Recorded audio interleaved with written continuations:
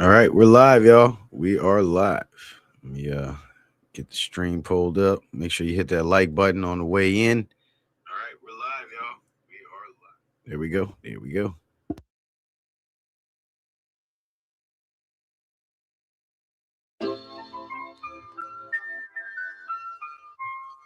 K the boss, K the boss, K the boss, K the boss,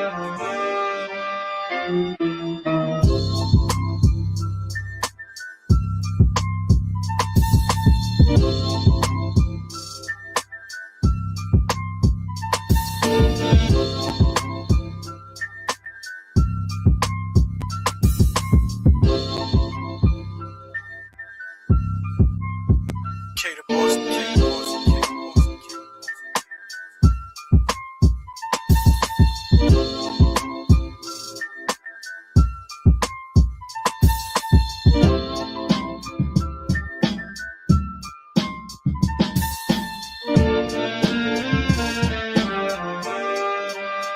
K the boss, K the boss,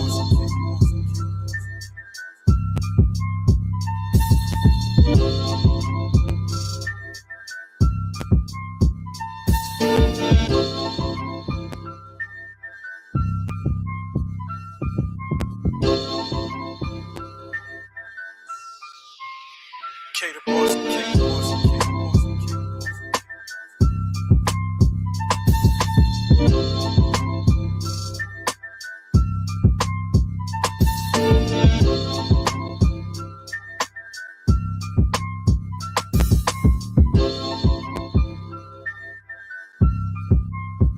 K the boss, K the boss, K the boss.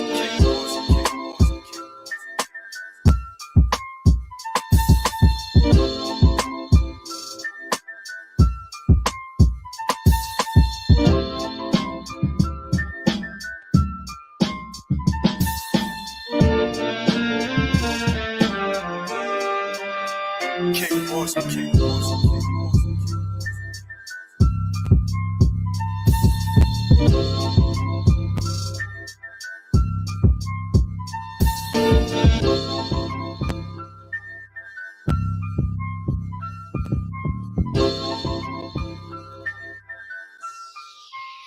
K the boss, K the boss, K.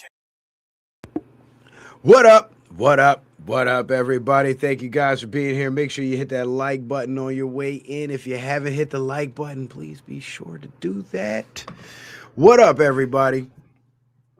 So, there's a lot of tension, a lot of contention in the streets now because these liberal lefties have somehow managed to inject their narrative into the social media spaces, and they're basically turning up the propaganda campaign like they always do. And now it's reached like absolutely absurd levels. This is why on the thumbnail it says the endless absurdity, because that's what we're seeing from these people.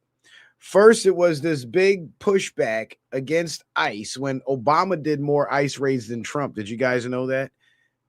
With Tom Homan as his personal appointee, the same way Trump is doing it. But Trump is actually going after dangerous people. And when Obama did it, he was going after everybody. You know what I'm saying?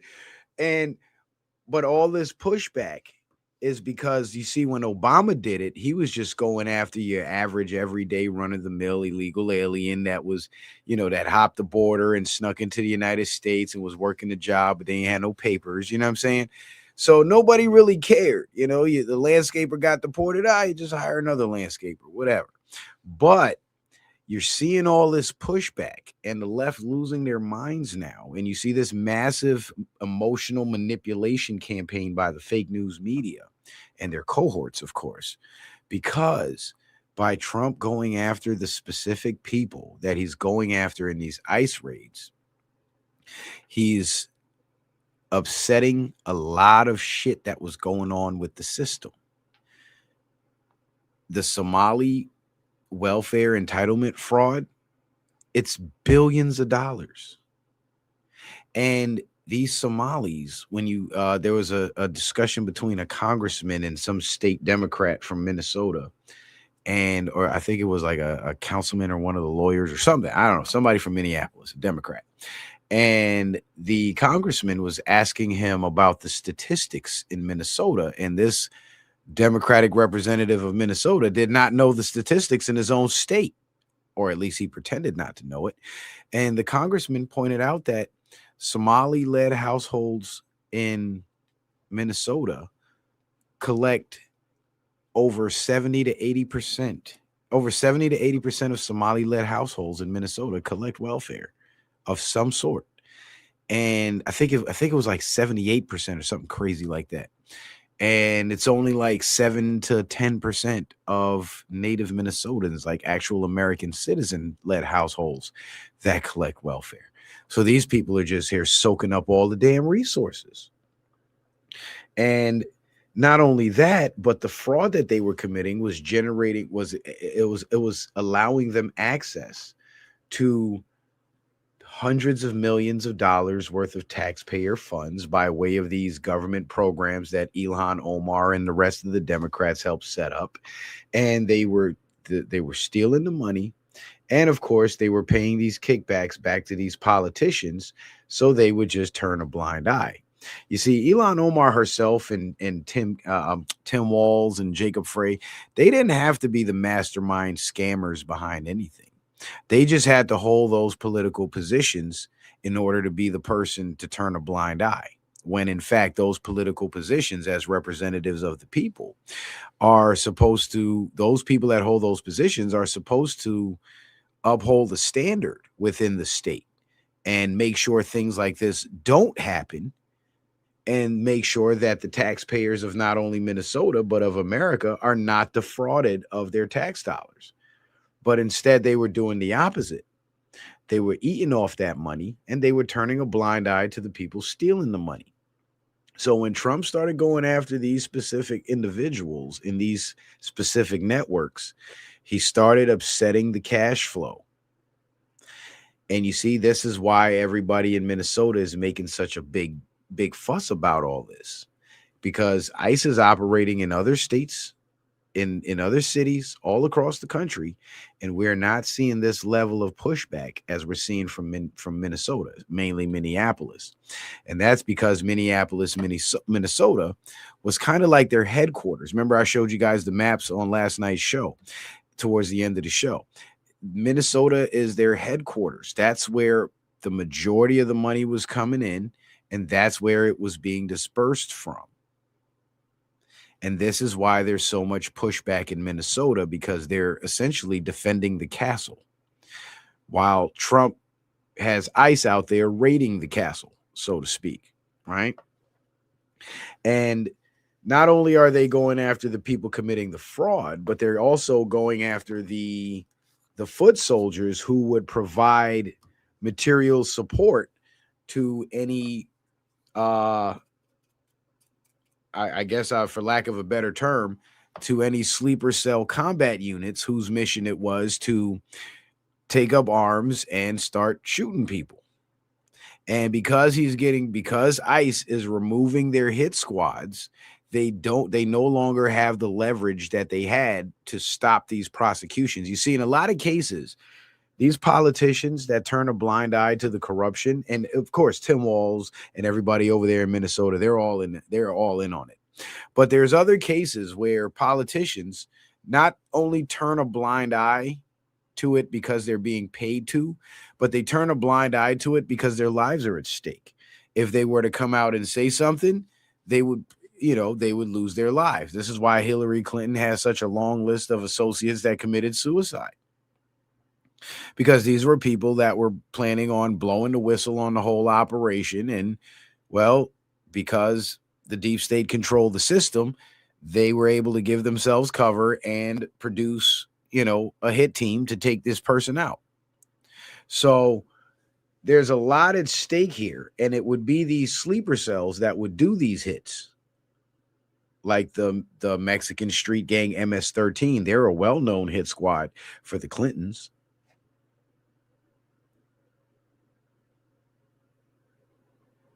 And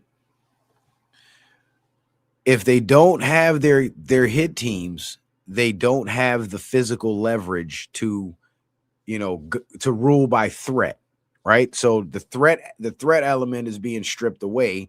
At the same time, the money train has been brought to a screeching halt. So they're really, really mad.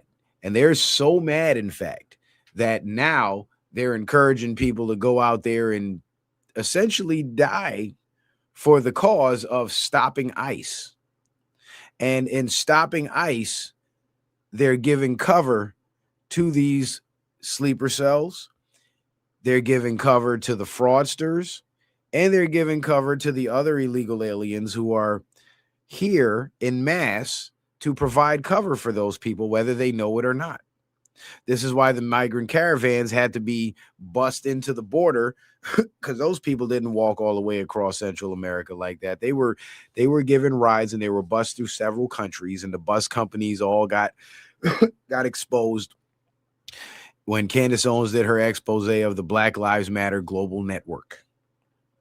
The global network spanned all the way through Central America and South America, where the cartels and, of course, Maduro and all those people were running things. And these guys provided material support to get those migrant caravans up here to the border.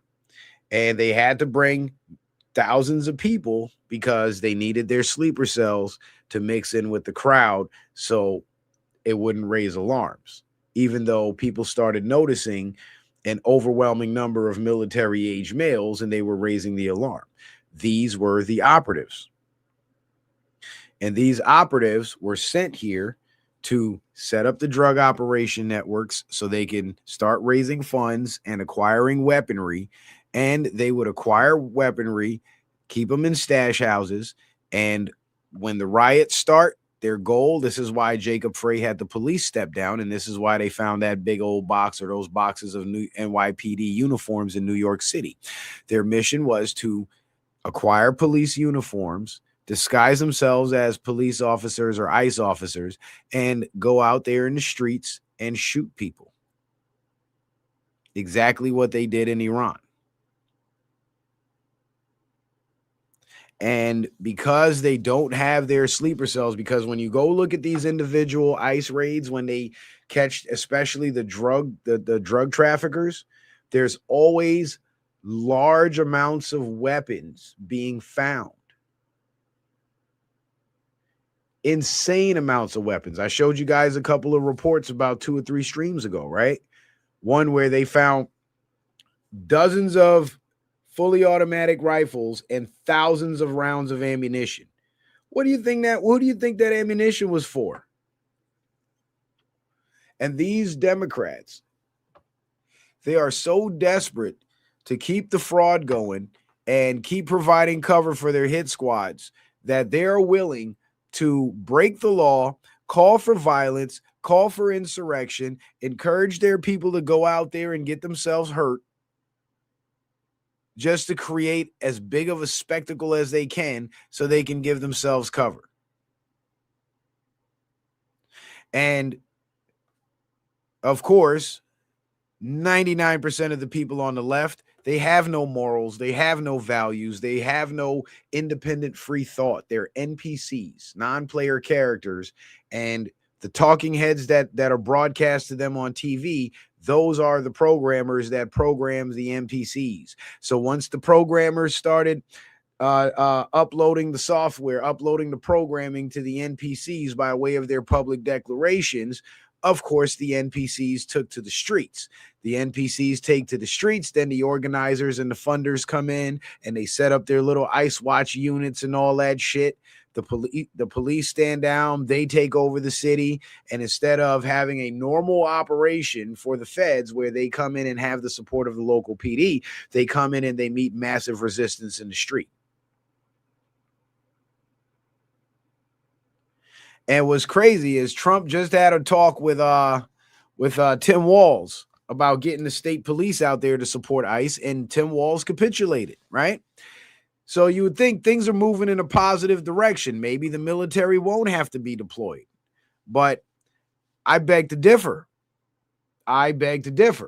Because as Tim Walz changes his tune, Jacob Frey, he's standing on business. Donald Trump says, and this was yesterday on the 28th, Surprisingly, Mayor Jacob Frey just stated that Minneapolis does not and will not enforce federal immigration laws. This is after having a very good conversation with him. Could somebody in his inner sanctum please explain that this statement is a very serious violation of the law and that he is playing with fire? So now you got Jacob Frey trying to stand on business, and that's not going to go well for him. And this might be the trigger to bring in the military and do exactly what I thought they were going to do. Patrol by day, midnight raids by night. Now, here's the thing. Minneapolis, no city or local police department is tasked with enforcing federal immigration laws, right? So they can't check your immigration status, right? But if the feds issue a directive that we're looking for illegal aliens, the local police do know they would know their immigration status, because when they run their names, no records show up. No county birth records, no driver's license record, no social security number, nothing. And once they're deemed to be undocumented, they are now illegal aliens, and now they have to be held under a federal detainer. That's not enforcing immigration law. That's enforcing federal law. And if the local police are tasked with going out and supporting ICE and trying to keep the mobs at bay, that's not enforcing immigration laws. Those mobs are Americans. The bottom of the barrel Americans, but Americans. So that's enforcing American law, federal law, because you're stopping these individuals from impeding ICE, which is a federal felony. It's a federal crime. Impeding federal officers in the commission of their duty is a felony, and it is a federal crime. So the local police would actually be enforcing domestic federal law, not federal immigration law, if they were to operate in that capacity. And this is what the state police are doing now. But Trump's right. Jacob Frey is playing with fire, and it's not going to end well for him. But you see, he's another one of those dumbed down libtards that is so bought into the propaganda and is so bought off and controlled that he can't deviate. He's got to stick to his guns. So his back is against the wall. It's either you stand on business and you force Trump to bring in the military, bring in the Marines, or, not the Marines, the Army, or you capitulate, commit political suicide, but bring peace to your city. And after all that tough talk they've been doing, it's going to be hard to capitulate. Tim Walz is already losing support because people are like, because the people that he was riling up are like, he's not with us anymore. He's bowing down to Trump. And the same thing would happen to Jacob Frey. So he's in a really, really tough spot. And hopefully he changes his mind and he takes the deal that Tim Walz took. You'll go quiet. You'll still go to jail, but you'll go quietly and nobody will know a thing. I think that's the best deal, because if the military comes in, it might be a whole big spectacle. And no public figure wants that. That's the type of publicity you don't want. But we'll get into it. Make sure you guys follow me over on Rumble. If you're not following me on Rumble, please make sure you do. Also, go subscribe to the Citizen Man Backup channel. If you haven't subscribed to the Backup channel, please do so, because if they zap me on Citizen Man TV, you'll be able to find me on the Citizen Man Backup channel, where I can tell you where the broadcast is actually going to be. More than likely, it'll be Rumble, though. So go follow me on Rumble. All the content on YouTube that's been censored off YouTube is available on Rumble. It's absolutely free. I do not believe in putting my content behind a paywall, because I believe more in the support of the people. And I want to give a big shout out to my sister Heather for dropping that PayPal a very generous PayPal, by the way, earlier today before the show started, before I even set the show up. I don't know how she knew. She must have watched the last show and was like, damn, support the brother. And the comment she left was iodine. Yes, Heather, I have a steady supply of nascent iodine. I'm a firm believer in iodine. I preach iodine to as many people as I can, especially people with children who have these vaccine damage conditions like the eczema, the bad skin, the rashes, the poor eyesight, the shit like that. The food allergies, it definitely helps with the food allergies. But if anybody else would like to support the show, you could do so by sending in a kind donation via Cash App, PayPal, or Venmo by using the tag scrolling across the screen in the banner below. The links that are pinned to the top of the YouTube chat in the black box where it says Citizen Man TV in yellow. Just click the yellow, the box opens up, all the links are there, and you can also find those links in the description box of every video on YouTube and Rumble. All right. So don't forget to support the show, man. Support your local YouTubers. This is guerrilla journalism. But so the endless absurdity. Now, we've been hearing reports, right, about people being harmed in these ICE facilities. There was one case in particular where an ICE agent that was a guard at one of these facilities was actually arrested for raping a female inmate that was there for several months in exchange to let her see her daughter. And he was swiftly arrested and, stripped of his position, and he's in jail now, and he's going to prison for a very long time. And there's been other rumors about, people being dropped in the ocean out of airplanes, and other people being assaulted at these ICE facilities and whatnot. And you know what? I have to say this: there are bad apples within the justice system. Absolutely. There are. But the way the narrative has been playing out on the street, where these liberals are like faking shit, and it turns out that they're the ones that either caused the harm to come on themselves when they could have avoided it and de-escalated, or they were the aggressors and ICE was responding to them, and then they lie and play the victim. So a lot of these stories coming out of these facilities, I can't write them all off and say they're all bullshit, but I will say this: take it with a grain of salt, because we've been watching these motherfuckers lie for 10 years straight to our faces. Now we're supposed to believe they're telling the truth. Now, here's the other thing.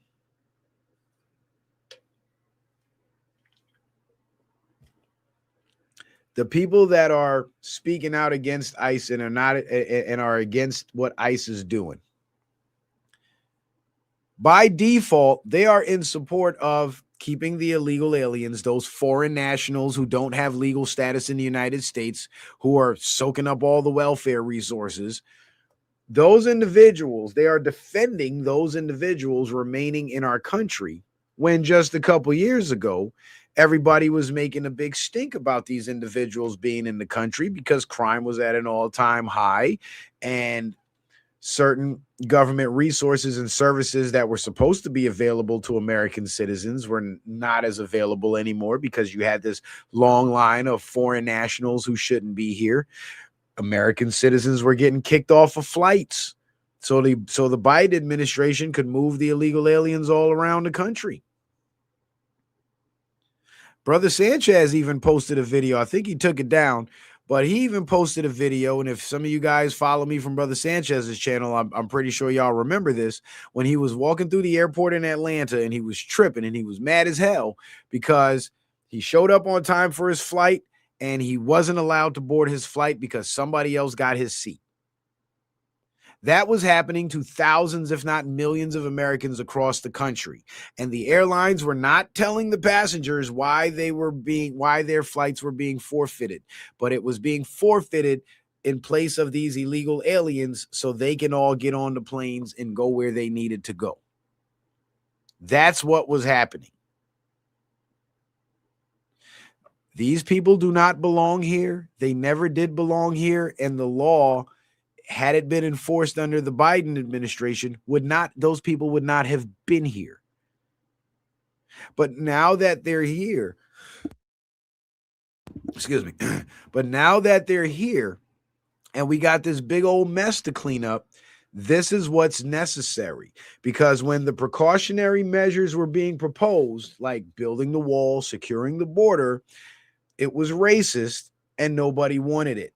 Joe Biden came in with his racist, non-racist ass and opened up the border to the whole world. Everybody came in. Now we have a new administration that actually believes in enforcing the law, and now everybody got to go. Party's over. And to see American citizens upset at the federal government, upset at the Trump administration for taking these measures, again, it's mind-blowing to me. It's like you're cheering for your own destruction. Because these foreign nationals were flooding American cities, mainly black communities, and destroying the lives that black people had. They were taking over the industries. They were buying up all the properties. They were taking up all the housing, getting first dibs on all the welfare. How is it that an American citizen with a 9-to-5 job but just don't make enough money to live comfortably can't get $500 a month on food stamps, but some border jumper that just got here is getting $15,000 a month on food stamps? Any American citizen that defends that shit is insane. You have to be. Either that or you're just pushing the narrative, because I guess these days that's what it takes. And I can understand that. But understand this. That's literally the definition of selling out. That's literally what that is. You're choosing to sell a narrative that's destructive to your own people just so you can maintain your income and maintain your lifestyle. That's selling out. That's what that is.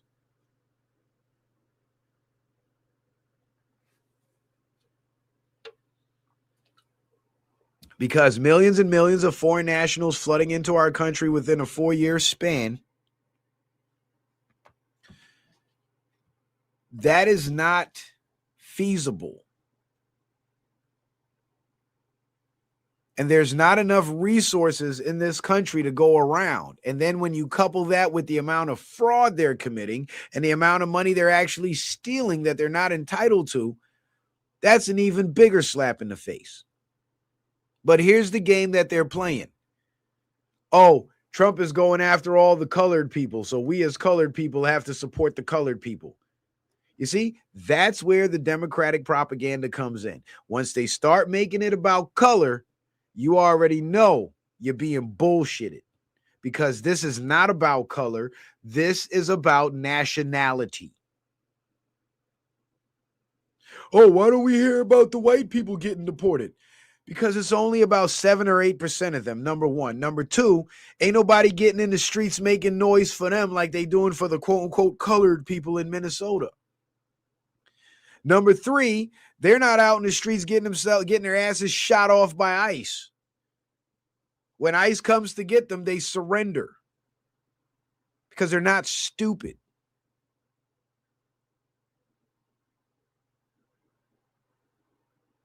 And in a lot of cases, they come from countries where fighting with the police is an automatic death sentence. Go to Russia and try to fight with the police. See what happened to you. So their minds aren't programmed that way to think that way. They think overwhelming force, I must surrender. So they surrender. And the vast majority of the illegal aliens happen to be people of color. But you see, that very label in itself is a trick bag. That is emotional manipulation. Because black people in America, black Americans have been labeled colored and people of colored and people of color and colored people and all this bullshit. So when they bring in the foreigners who are non-white, they could just cast that, throw them under the same umbrella. So now they have access to the same resources that were designated for black Americans and not designated to be a handout, but to be a hand up. It was supposed to be a temporary measure. You get on food stamps for a couple of years, you save your money, you work your way up in the company, you get a raise, you don't need food stamps no more. You get on Section 8 for a couple of years, you ain't got to pay rent, but you're still working your job and you're putting away money like you're paying rent. Then at the end of 2 years, you got enough to buy a house. That's the way it's supposed to work. It's supposed to be a hand up. But the Democratic Party, with their mass expansion of these programs, they've turned it into a handout. Thus, they were able to enslave the people through dependency. And this is why they were giving the illegals all that money when they were coming into the country under Biden, because they were creating a new dependent underclass to replace Black Americans. Because Black Americans were becoming too American. They were starting to embrace their Americanism too much. They weren't talking that racist shit and that America bad shit too tough anymore. They were talking that I'm an American shit. And once they get on that level, once they get on that wavelength, the division between Black and white Americans starts to dissipate, and we all start to see each other as American. And then the color game don't work no more. But they need to keep the color game working. They got to keep the color game working. So they bring in more people of color.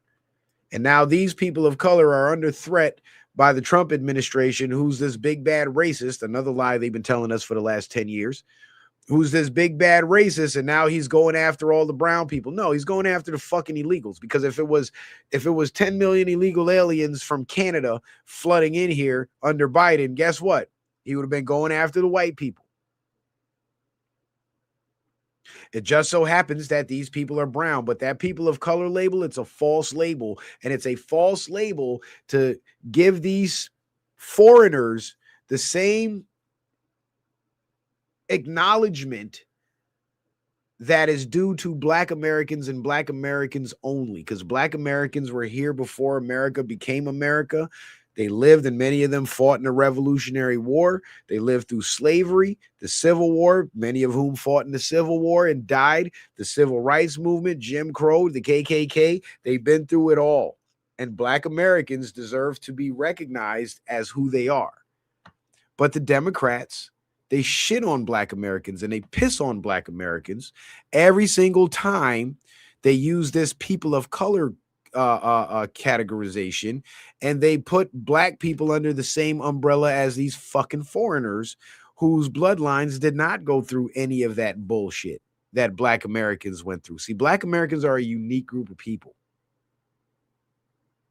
They're a group of people that were conquered on their own land and enslaved on their own land. And in many cases, it was indigenous tribes enslaving each other. Then the Europeans came in and got a piece of the action and took it over. But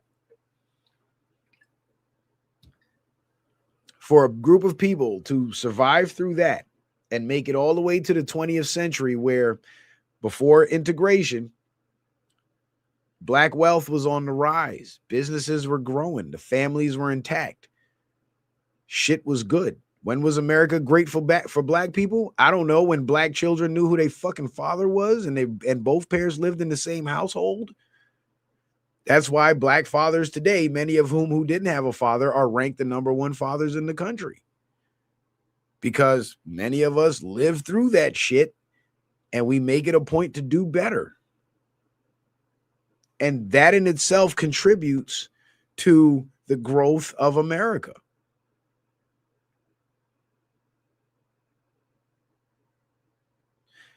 But when they start throwing out this people of color shit, they negate all of that. And they lump you in with Pablo and Pedro, who just hopped the border, coming from God knows where and don't even speak your language. So they're lumping you in with a bunch of foreigners that don't even speak your language. So when we talk about this immigration shit, anybody that makes it about color, they're already off the mark. Because it ain't about color, it's about nationality. Two different things. You see, when we play the color game, there's now a separation between Black Americans and white Americans. But when we play the nationality game, there's America for Americans, and then there's everybody else that don't belong here.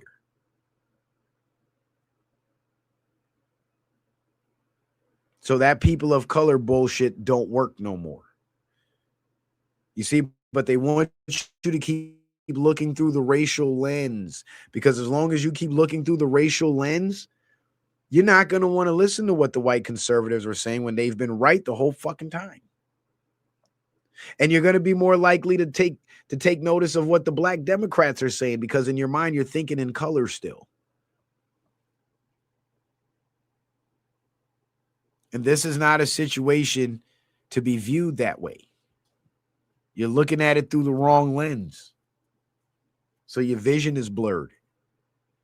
And you're missing the whole point of it.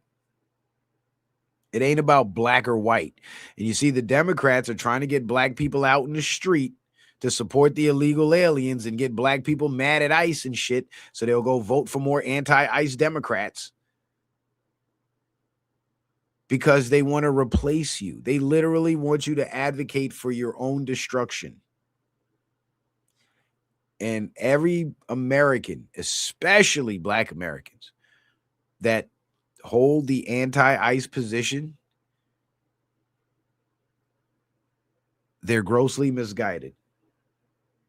That's the best way I could put it. They are grossly misguided. And it is absolutely absurd to see a group of people advocate for their own replacement.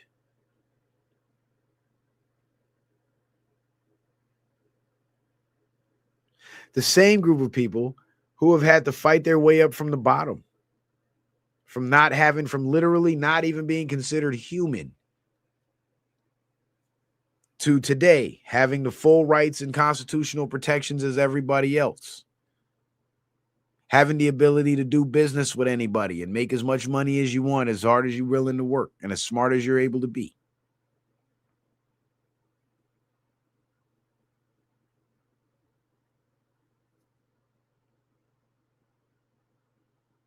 And to see people be so deceived into supporting what does not serve them, I just cannot wrap my head around it, but I understand it, because they're looking at it through the lens of black and white and brown. And that's the problem. They're not looking at it through the lens of America equals Americans. They're looking at it as brown people and black people are the same because the white man hate us all. Completely ignoring the fact that a lot of these brown people, they hate your black ass too. And they'll do you worse than the white people would. Have you seen how those cartels torture and murder people? Yeah.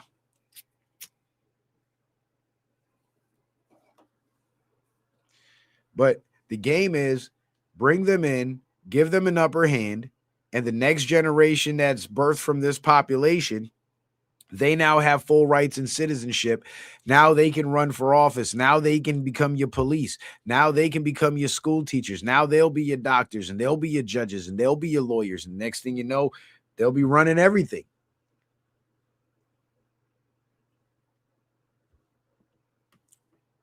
It'll be fucking Planet of the Apes, but with more bananas, because they're tropical people.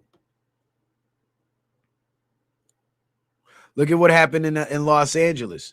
Back in the 80s and 90s, the LAPD was black men and white men. Now look at the LAPD. Shit look like the goddamn federales. Same thing's happening in Florida.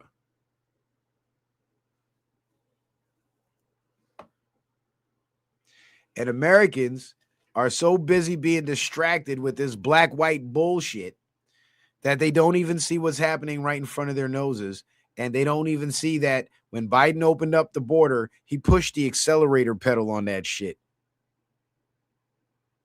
Because the more of them that are here is the more children they're going to produce.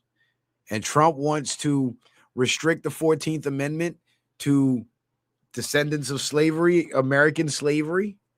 And I think that needs to be done. And the 14th Amendment need not apply to people who come to the country illegally. Because that strips them from the ability to have children and anchor themselves here, hence the term anchor babies.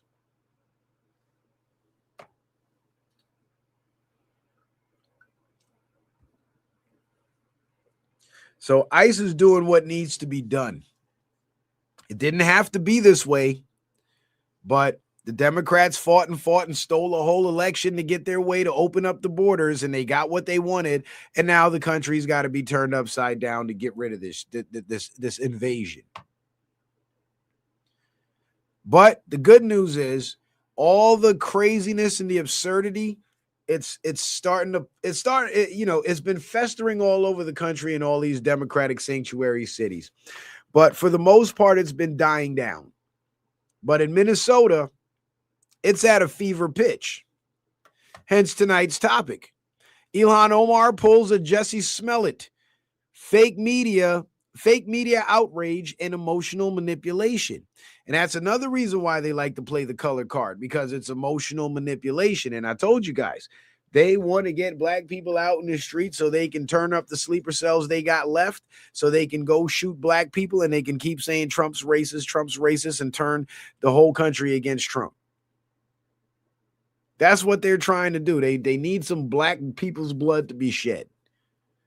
That's why they rolled out with the fake black panties.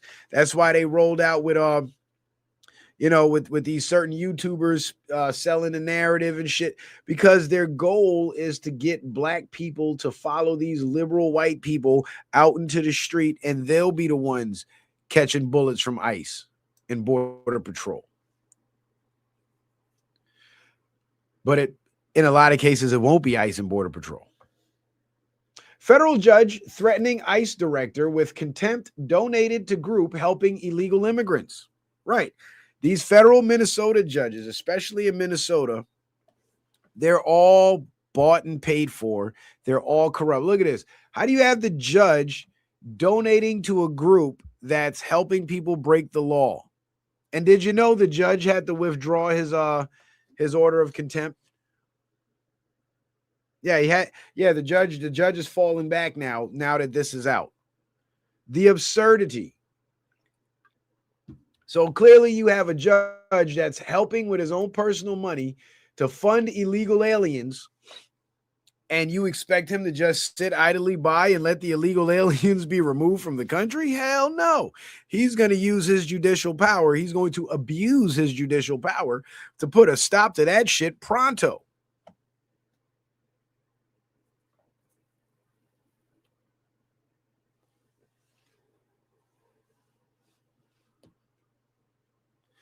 And this is the case with a lot of these judges, and almost every single judge that rules favorably for these insane Democrats, they're all Joe Biden auto pen judges, and then there's a couple of them that are George Bush appointees. But they're all fruit from the deep state. George Bush was deep state. Joe Biden was deep state. They're all fruits of the deep state. When we say Democrats and Republicans are two wings of the same bird, that's true for every presidency except Kennedy and Trump. But you see, again, the fake news media, they don't want you to see that. So they're going to keep filling your head with all this Trump bad, everything Trump do bad, everybody Trump appoint bad, Trump bad. They're going to fill your head with all that noise and all that nonsense. So you're not able to actually think it through and realize, well, hey, if I know this establishment is rigged against me, and there's a president who he's doing shit that seems to upset this entire establishment so much that they're trying to rig shit against him, that must mean he's doing something in my favor, or at least what he is doing, if not directly in my favor, can be of some benefit to me. Because if he's undermining the very system that's been oppressing me my whole life, what sense would it make for me to oppose him? That doesn't make any fucking sense. But this goes back to what Malcolm X said about the media and their manipulation tactics. The media has the power to make you love your oppressor and hate the people trying to free you. And that is literally what's happening with Trump.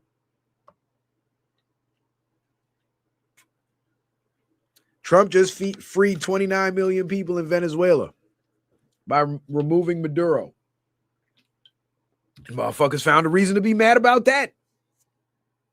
Meanwhile, the people in Venezuela were celebrating because the person they actually voted for now has a real chance of winning the election.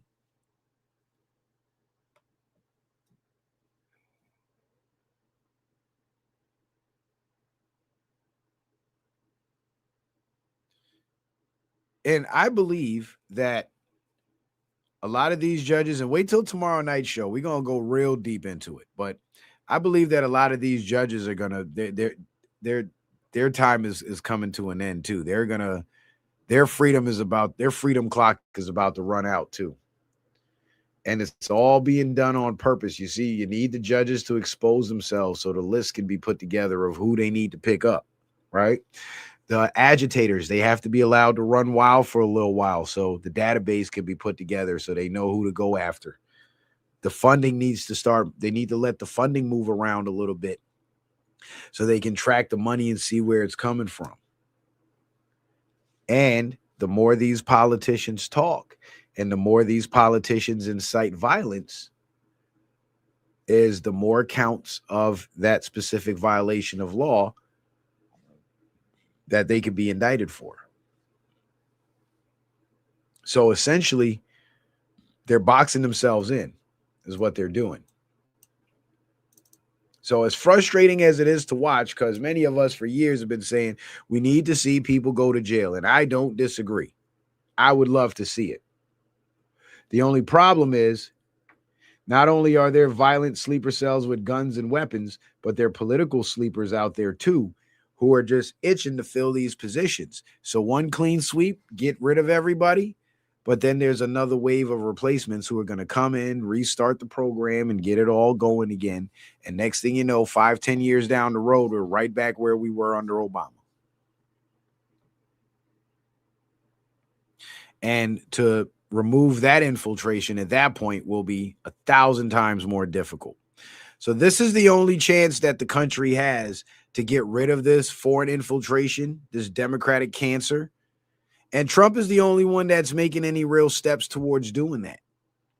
So it's very difficult for me to join in with the Trump bad crowd and wag my finger at everybody and say Trump bad and you bad for supporting Trump.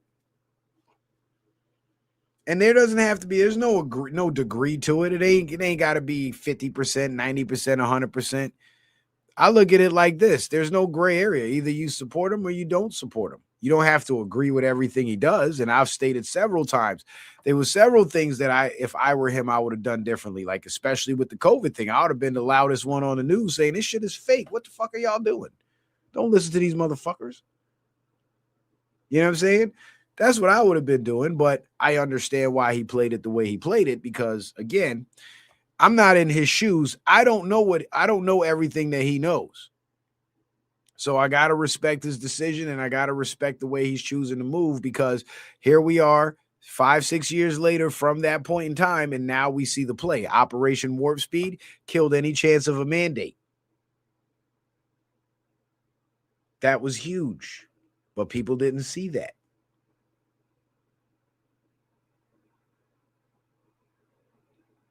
And if he would have tried to stop the vaccine or started speaking out against the vaccine, the media would have just flipped on the manipulation switch, and they would have ramped up the mass killings in the hospitals and said, Trump is getting people killed because he's telling them not to take precautions, and and they would have blamed it all on him. Look at how they're doing in Minneapolis. They're sending out the wind-up toys to get themselves killed just so they can blame Trump and blame ICE. You think they wouldn't have murdered more people in 2020 to blame Trump? Hell, they were already blaming him with the few thousand they were able to knock off. When they were the ones blocking the real treatment, they were the ones isolating and murdering the patients with the ventilators. They were the ones preventing family and people to come in there to advocate for the patients, because they were the ones playing goofball the hardest.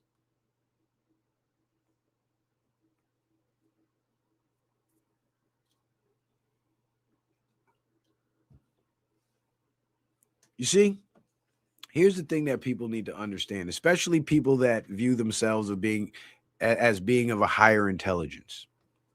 You don't have to agree with somebody to understand why they do the things that they've done.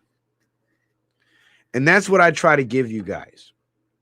People say, well, how can you support Trump? Well, you don't agree with me in supporting Trump. But perhaps you can understand why I support Trump after I lay out the facts for you.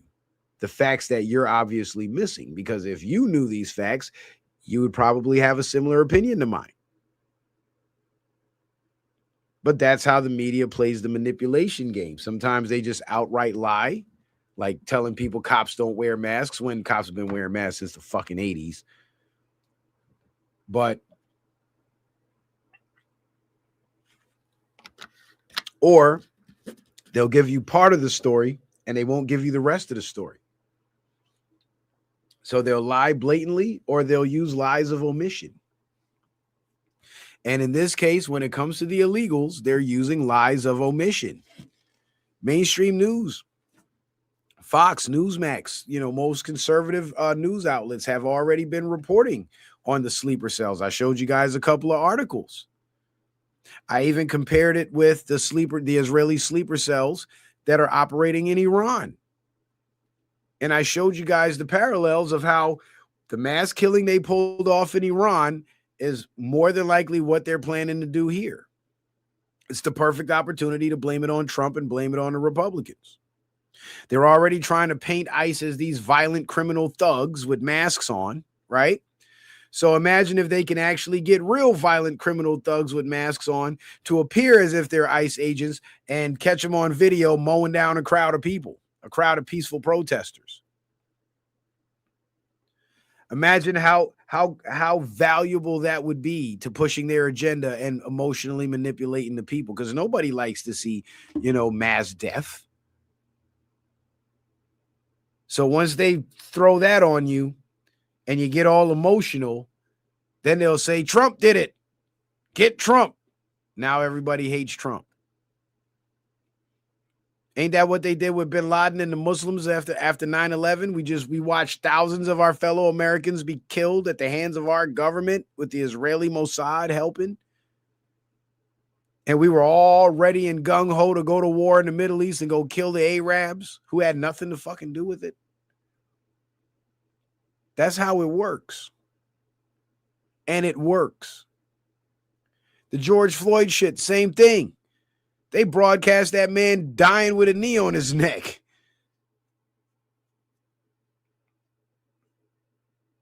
All over the news, all over the internet. Why? To get you all emotional. And then they said white supremacy did it.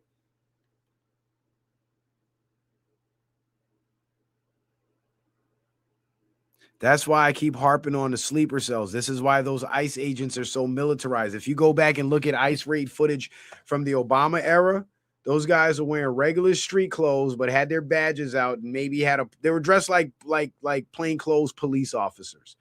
These ICE agents are dressed like full-on SWAT units because they know who they're going after and what they might encounter. And that's why you're not hearing too many news reports of the illegal aliens that are getting shot trying to run over ICE agents with their cars, just like the agitator Renee Good. There's been several shootings like that before Renee Good and Alex Preddy and after Renee Good and Alex Preddy. There's been several of those shootings. But you don't hear about it. Why? Because those guys in the cars, they were heavily armed. And their mission was to ram the ICE vehicle, injure the ICE agents, get out and light up that and Swiss cheese the whole car and everybody in it. That was their mission. But ICE and the feds, they're not letting too much of this out because, one, they don't want to inspire copycats. And two, they don't want to create so much fear that it turns into panic. Because there's going to be Americans out there who are in favor of ICE, but they're going to be in fear. And when they see a car full of Mexicans, things can go sideways. That's where the fear comes in, because there's a lot of idiot conservatives out there too. Don't get it twisted. Everybody ain't the sharpest knife in the drawer. They might be on the right side politically, but that's about as far as their intelligence goes. So they're not reporting on this. That's why it's so hard to find reports of the the cartel busts when ICE does these raids and they find thousands of rounds of ammunition and machine guns and explosives and grenades and shit. Because again, they don't want to, one, they don't want to tip off the other suspects. Two, they don't want to inspire copycats. And three, they don't want to create too much fear to where people start panicking and shooting each other. They want to do it militarily, they want to do it surgically, and they want to do targeted operations. This is why they have a specific list put together of who they're going after. They already know who these people are. Many of these people were on the federal government payroll under Obama. So the Trump administration already knows who they're going after.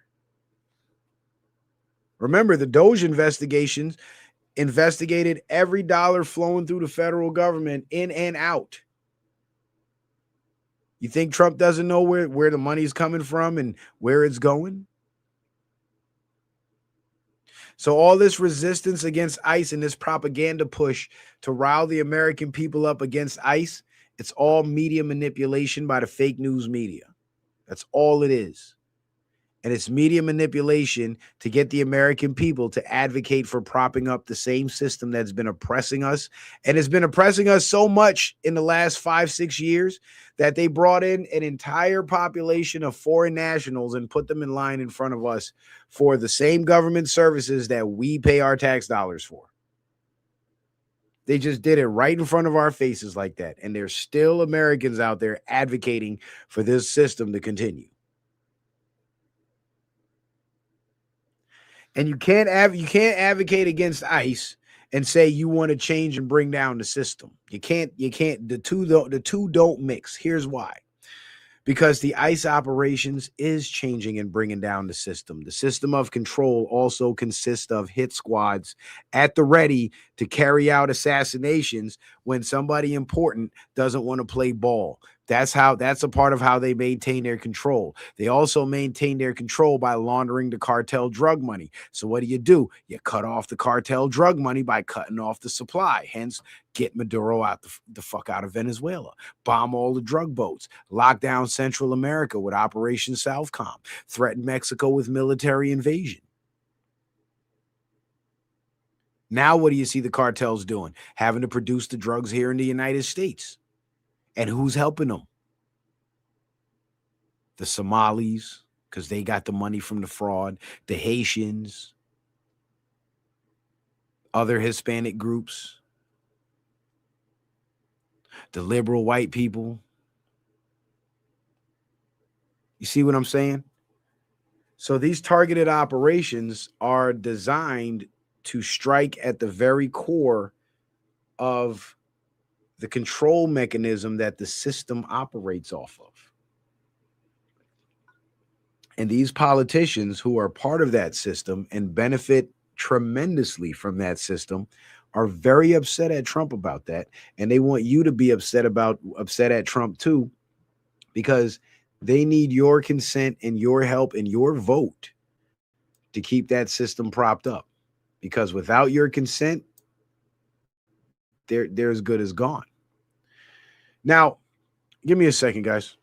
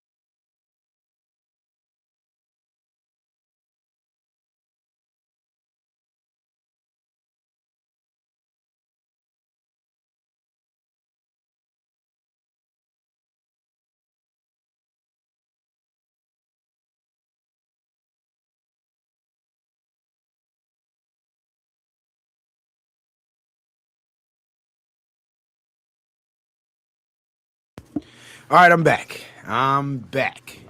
Make sure you guys hit that like button. If you haven't hit that like button, please make sure you do. And shout out to everybody on Rumble. Hit that thumbs up. Why don't you? And say hi in the chat. You say hi in the chat, that stimulates the algorithm. That gets more people to the show. Now, Mom Donnie ratchets up tax the rich rhetoric as Hochul launches re-election campaign. Now, this is a main staple of the Democratic Party, and this is why every jurisdiction that's under Democratic governance has the highest cost of living, because they have the highest tax rates.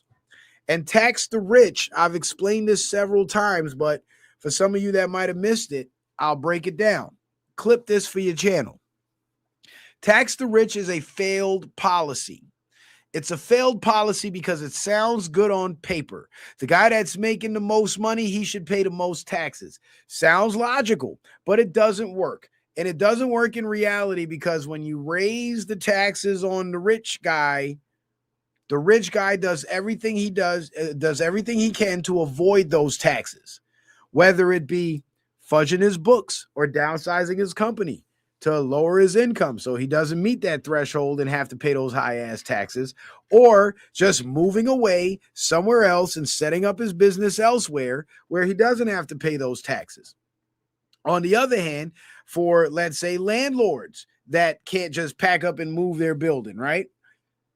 The landlord is considered rich because he's a property owner. Now, first thing you got to understand is what constitutes rich in the tax the rich rhetoric. This is the absurdity of it. The Obama administration put the line at $250,000 net worth. That's every single American that owns a home that's valued over $250,000. Your net worth would be the value of your assets plus the value of 1 year of your income.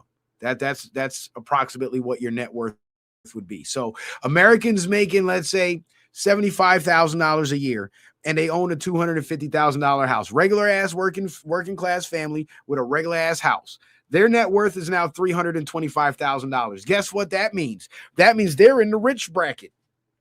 So tax the rich now applies to them.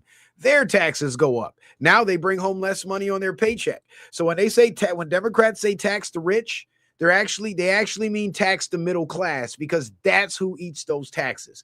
Now, the next problem with tax the rich, back to the landlord example, and this could apply to any business, and I'll give you the store owner example after. The landlord example, he's rich because his building is worth $500,000. So he's got a net worth of $850,000 because he lives in a $250,000 house, and his building or $350,000 house, and his building's worth $500,000, right? So he's rich as fuck. His taxes go up. Not only does his income tax go up, which means more money he got to give to the government out of the money that he's making off the rent, but his property taxes go up, which means more money he's got to spend on his building every year. Guess what happens? That landlord has to meet a certain financial threshold every month to maintain his standard of living. So he'll raise the rent on his tenants. So tax the rich is raising the rent on the raising the taxes on the landlord, but that results in the landlord raising the rent on the poor people that are renting his units. So tax the rich always makes its way right back down to the poor working class people that have to foot that bill. Tax the rich is an absolutely failed policy. It sounds like it makes sense logically when you say it, but when implemented in reality, it does not work. It has not worked. It never has worked, and it never will work. Haven't you noticed in all the states with the highest taxes, they have they also have the highest poverty rates? You ever notice that?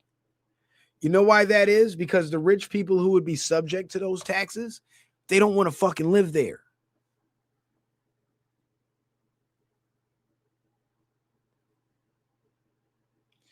And the whole idea itself of tax the rich, it appeals to poor people who have no idea how they're going to escape poverty.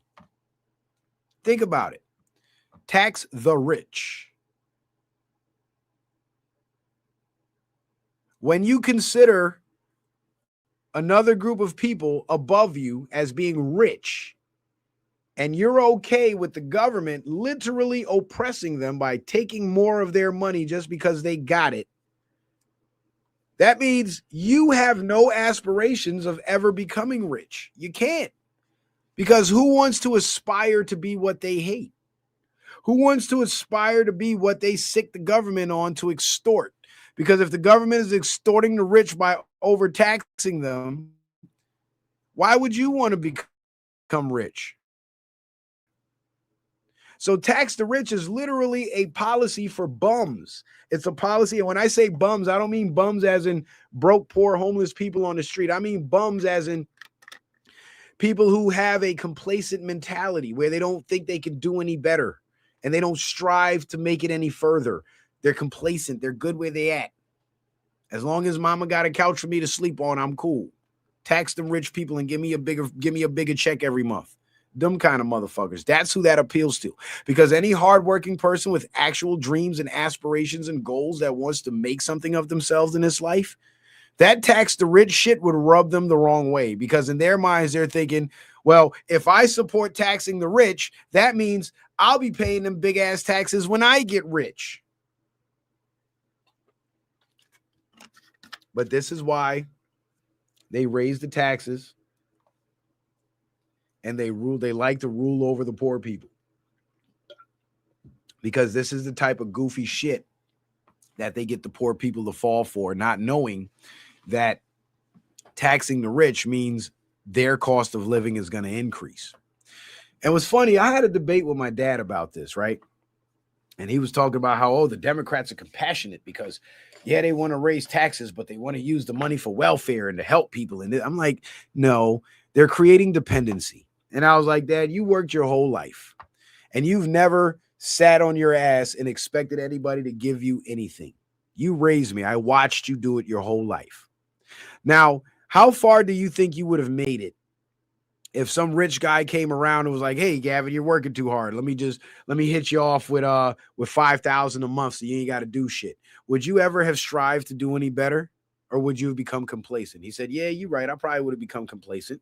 And I was like, that's exactly what the Democrats are doing with the welfare. That's why they always want to expand it infinitely, because they want to create dependence to keep people poor. Because as long as they keep people poor, bad policies like tax the rich will appeal to those poor people because those poor people don't consider themselves rich. And tax the rich, it fails anyway, because when the poor people vote to raise the taxes on the rich, those same poor people got to shop in the stores that the rich people own. They got to rent the apartments that the rich people are landlording. They got to drive the cars that the rich people are selling. They got to take their cars to the mechanic shops that the rich people own. So the poor people end up footing the bill anyway. And you know what his counter argument was? He's like, well, what about Trump with the tariffs? The tariffs are raising prices on everything. But au contraire, Trump brought in 600 billion? Or was it 12? What the fuck? 120 billion, I think it was, in tariff revenue in the last year since he implemented the tariffs.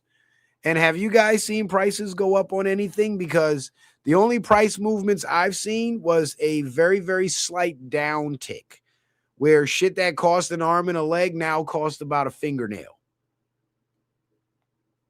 So even with the tariffs and the amount of money that the tariffs brought in, it did not affect prices domestically as much as these liberals would have you believe. And that's the whole argument. We don't have to tax the rich people in America. We could tax the rich people outside of America, because you know who pays those tariffs? The importers.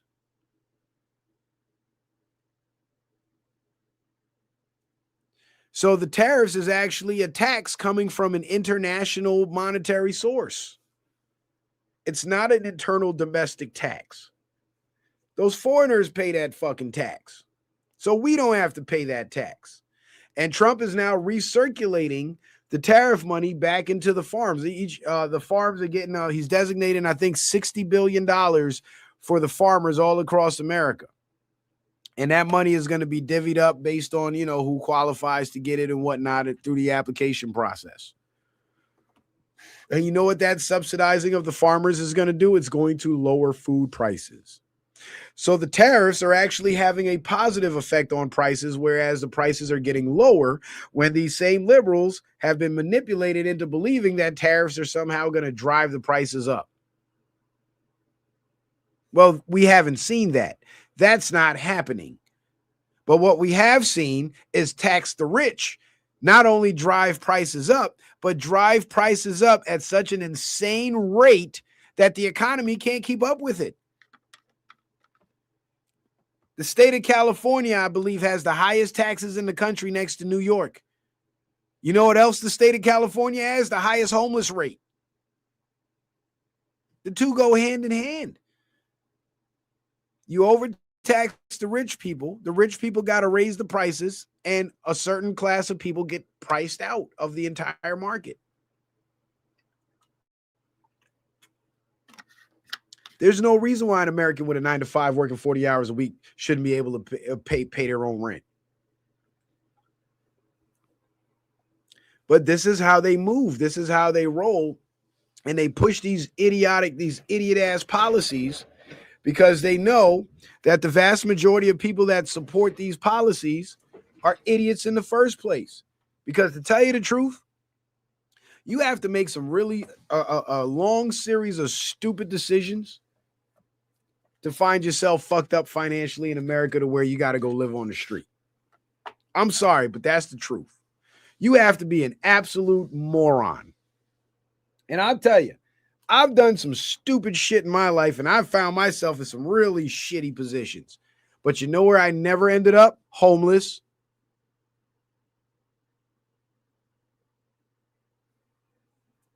I always found a way to keep a roof over my head, my own roof over my head.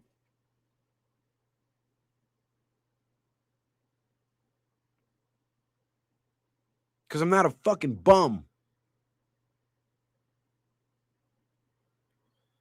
But tax the rich appeals to the liberals because the liberals, they're not thinking people. And all it takes is a little bit of thought that, hey, wait a minute.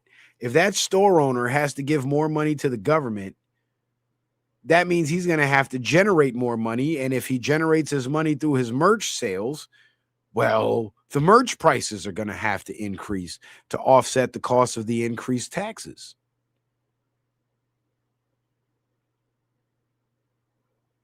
But they don't think that far. They don't think that deep. Hang on a second.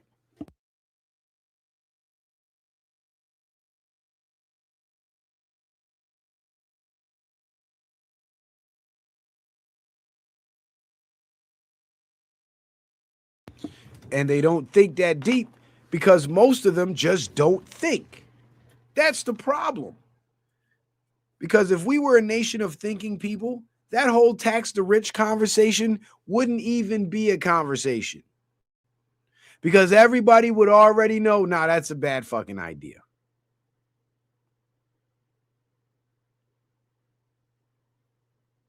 And that's facts.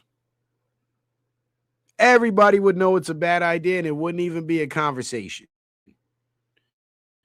But they've dumbed us down so much that things that shouldn't even be a debate are now being made into a debate. Like the illegal immigration thing. That shouldn't be a debate. Every American should be on the side of America and say these foreign nationals, if they want to come to America, we have a process that they have to go through so they can come here and be an asset to this nation and be of benefit to the American people, not be a liability. Not require so much taxpayer funding to support their lives that Americans now have to fork over more money to the government. That's insane. That's ass backwards.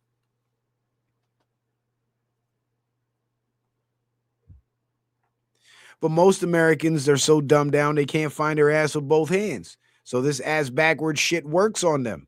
As long as they put a little emotional touch on it, throw some racism in there, make themselves sound like the good guys. And, everybody that's opposed to this, they just want people to starve.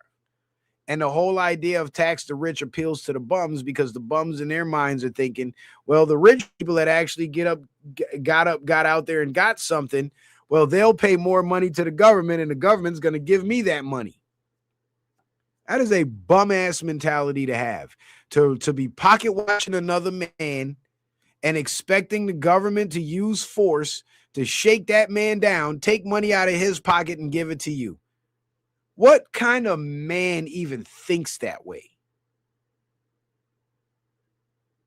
I can understand women thinking that way because traditionally it was the man's job to take care of the woman.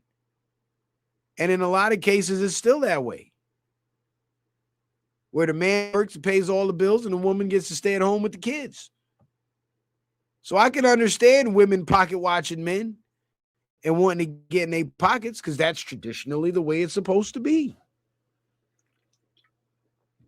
But what they've done is they've feminized the males on the left with the whole rainbow acceptance bullshit. What up, Kino? It's my boy Kino over on YouTube. Shout out to Kino, astronaut Kino. I've been my nigga since what, 2006? 2005, bro. 2005. 21 years, bro. 21 years we've been rocking, dog. That's crazy. But what was I saying? Damn, I done lost my train of thought. Hold on. The way it's supposed to be. Oh, yeah. So they feminized the men on the left because the left hates masculinity. And this is one of the reasons why, because they want to feminize the men to get them thinking like hoes. Now there's all these hoe ass men out there that are bums and can't take care of themselves, thinking like broads that another man is supposed to take care of me. That's the only reason why the tax the rich conversation is even a conversation. Because if men were still men, we wouldn't be having this conversation. There would be no man in America saying, yes, government, tax that man so I can get some of his money. Kind of shit is that?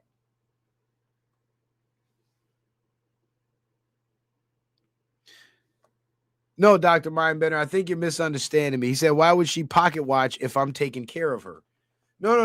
Not the women that are taken. I'm talking about the single women. When they're picking a husband, traditionally, they would generally pick the man that they feel could take care of them the best.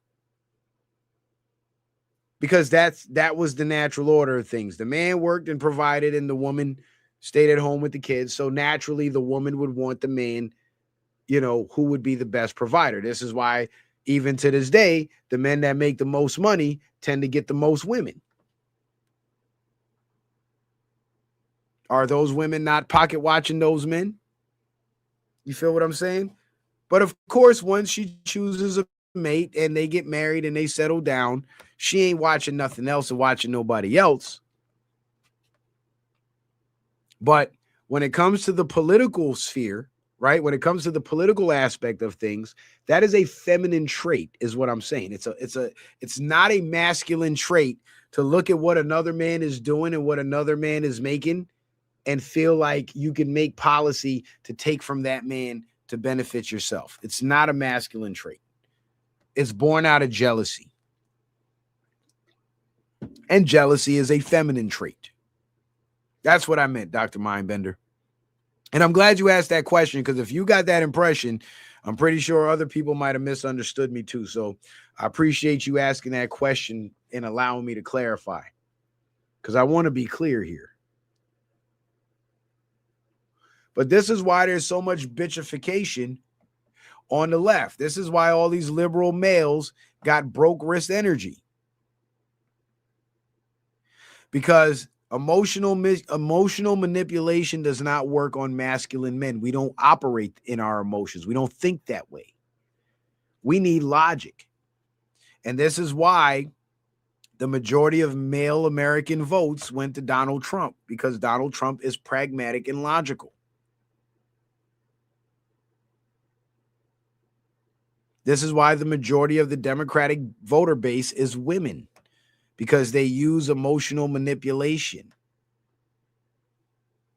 Even in the black community, where there's a 90+% Democratic voting rate amongst both men and women, when you break it up between the men and the women, 93% of women voted for Kamala Harris in the 2024 election.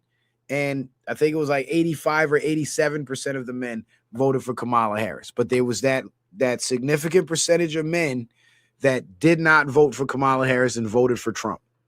So the logic still exists.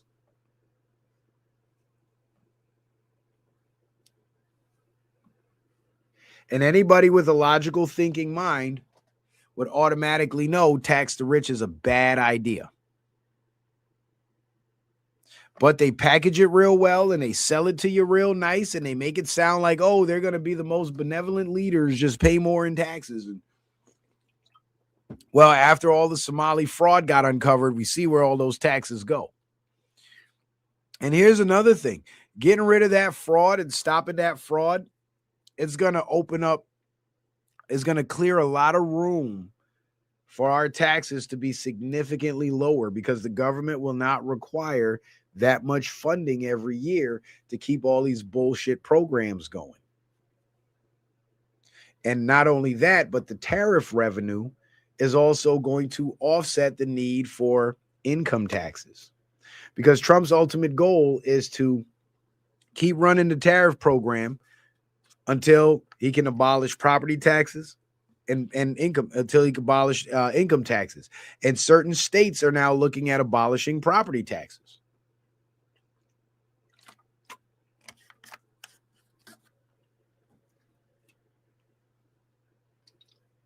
So who wouldn't want that? What other president in your lifetime have you heard even having discussions about abolishing taxes? I haven't heard a single one. But this is why the Doge investigations were so important. This is why the fraud bust in Minnesota are so important, because that's going to lead, that's the center of the web that leads to all the other fraud networks across the country who also simultaneously are being busted too.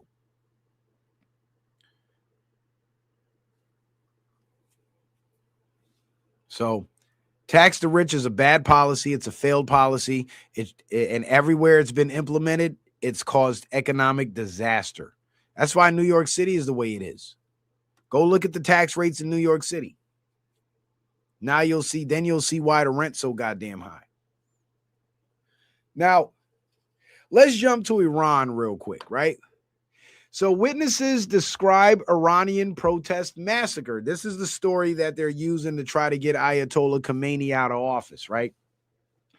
Is the protest that happened in Iran, and then the Iranian government sent out their security forces and started killing people. But then when you listen to what the Iranian foreign minister said in that interview on Fox News, he said they were terrorist sleeper cells among the protesters that started killing the protesters, and the Iranian security forces had to be dispatched to go out to stop these terror cells. And that's what happened. And I showed you guys the articles of the Israeli infiltration of Iran, and the bodies, the bullets being pulled from the bodies of the dead protesters, mainly children, are Israeli bullets, right? An Iranian man described surviving a massacre in Yazd. So now they're trying to play it up like, oh, they're telling us about all the horrors of the massacre without actually giving us the facts of who did it. But their narrative is, oh, this massacre happened, it was so horrible, the Iranian government did it. But the Iranian government is saying, we didn't do it, we stopped it, and here's the evidence, here are the facts. An Iranian man described surviving a massacre in Yazd, where security forces allegedly, you see, they have to say allegedly because it hasn't been proven that it's the Iranian security forces, and the Iranian security forces have been saying it's been the Israeli Mossad sleeper cells, allegedly fired on protesters from both sides.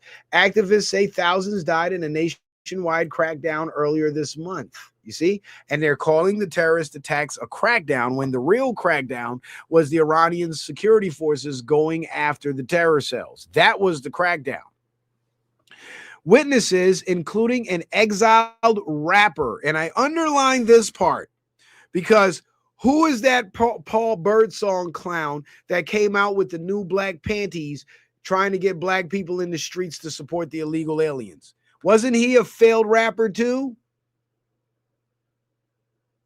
My son, the Black Lives Matter, the king of Black Lives Matter. Isn't he a failed rapper too?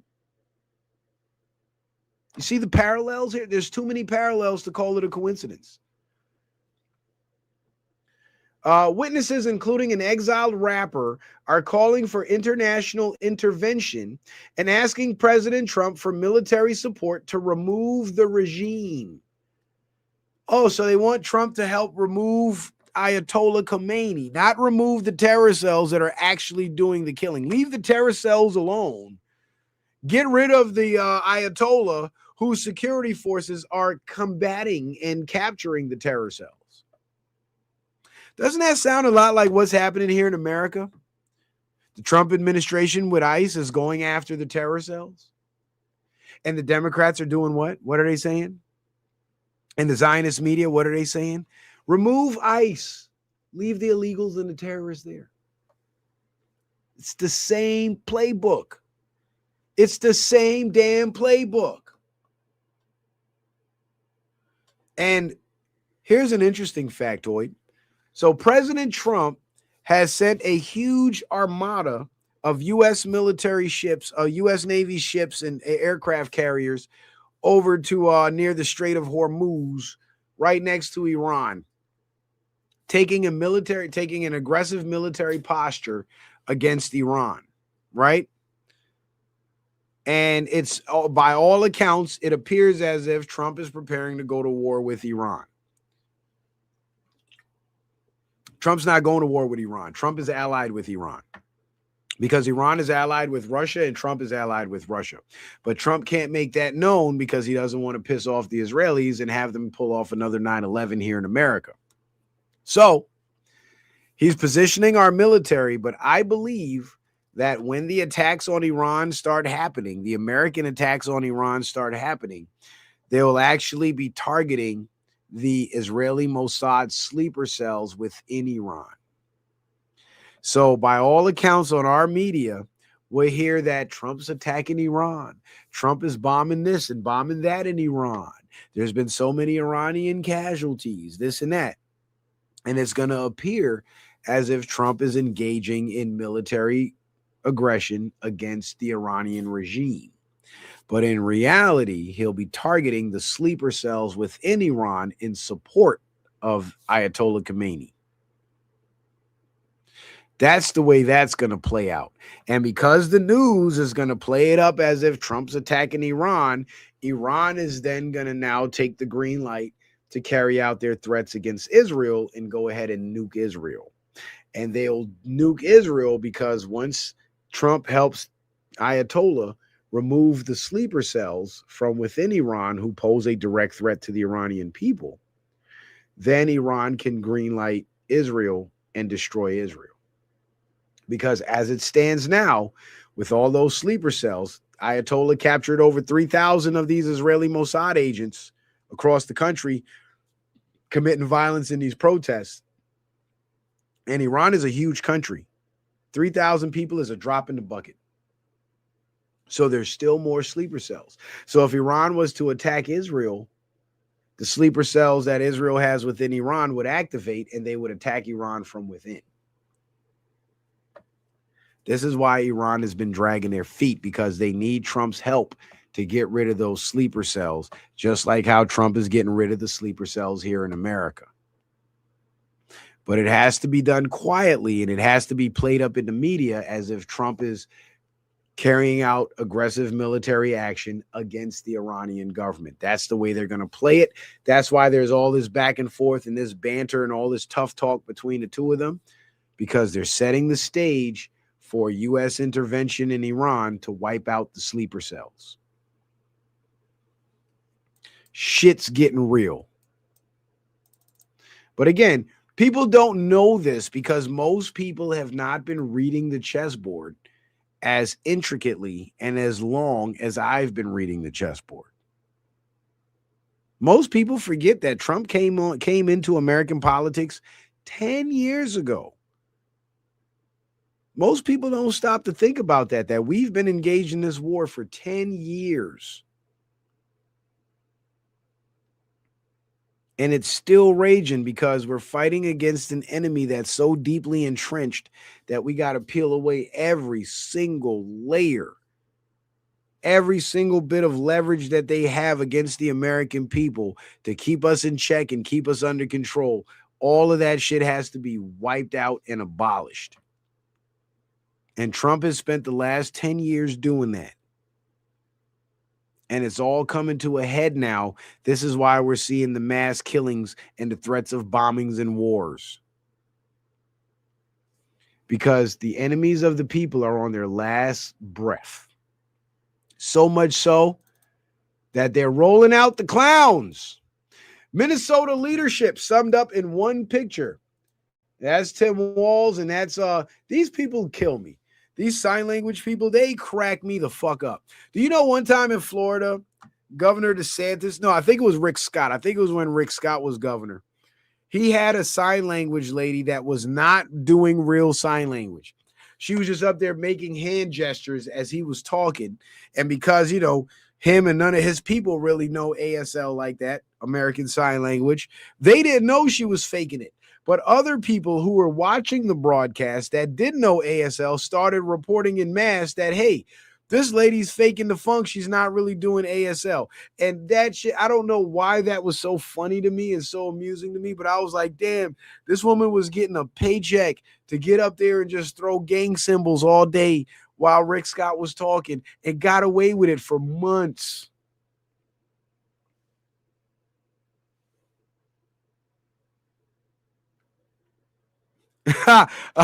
Armaleth remembers that shit. It was a black lady. She was hustling their ass. I thought that shit was so funny. But these, like, look at this woman.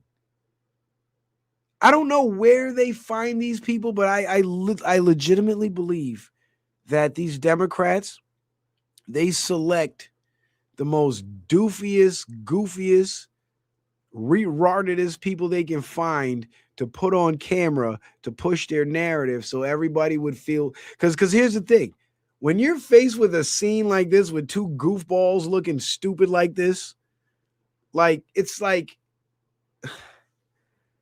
either you laugh at them or you feel sorry for them.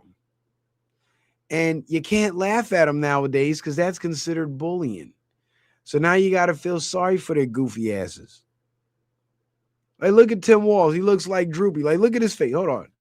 Look at this motherfucker's face. You know what he looks like? He looks like, you know what? I'm happy. Hooray. That's what he looks like. And this motherfucker looks like Dr. Evil. Like, how about no, Scott? Okay? How about no, Scott?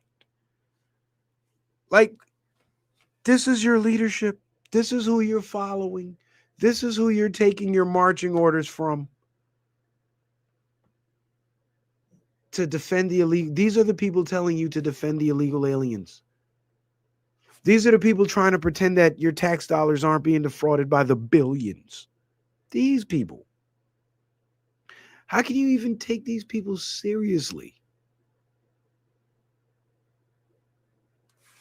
Like, he's literally got a bald-headed Dr. Evil looking woman with a suit on, with a penguin suit. Looked like Dr. Evil and the penguin had a kid. And she is broadcasting to the people of Minnesota on behalf of the fucking governor. So let me get this straight. Of all the normal looking ASL people that you can find, you pick the weirdest, most goofiest looking one that you can find to put on camera. That's what we doing now?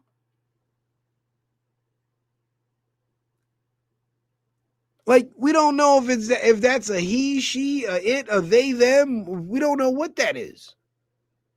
But they do this shit on purpose.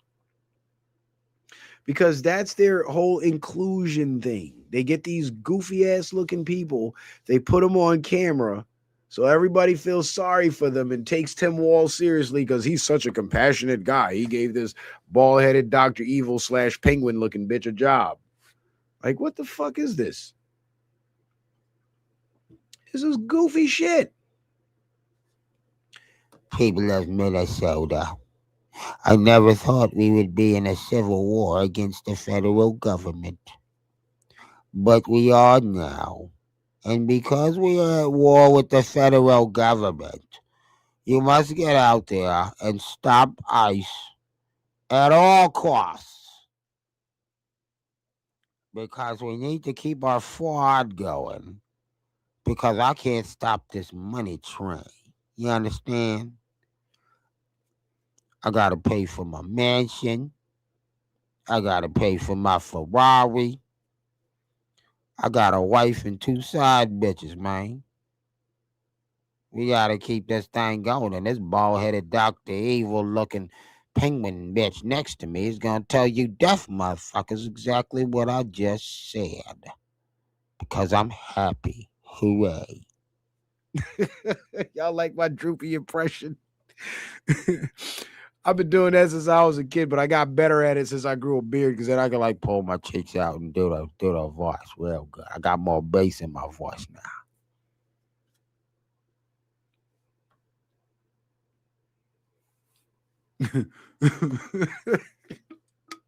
Too much Red Bull. I got another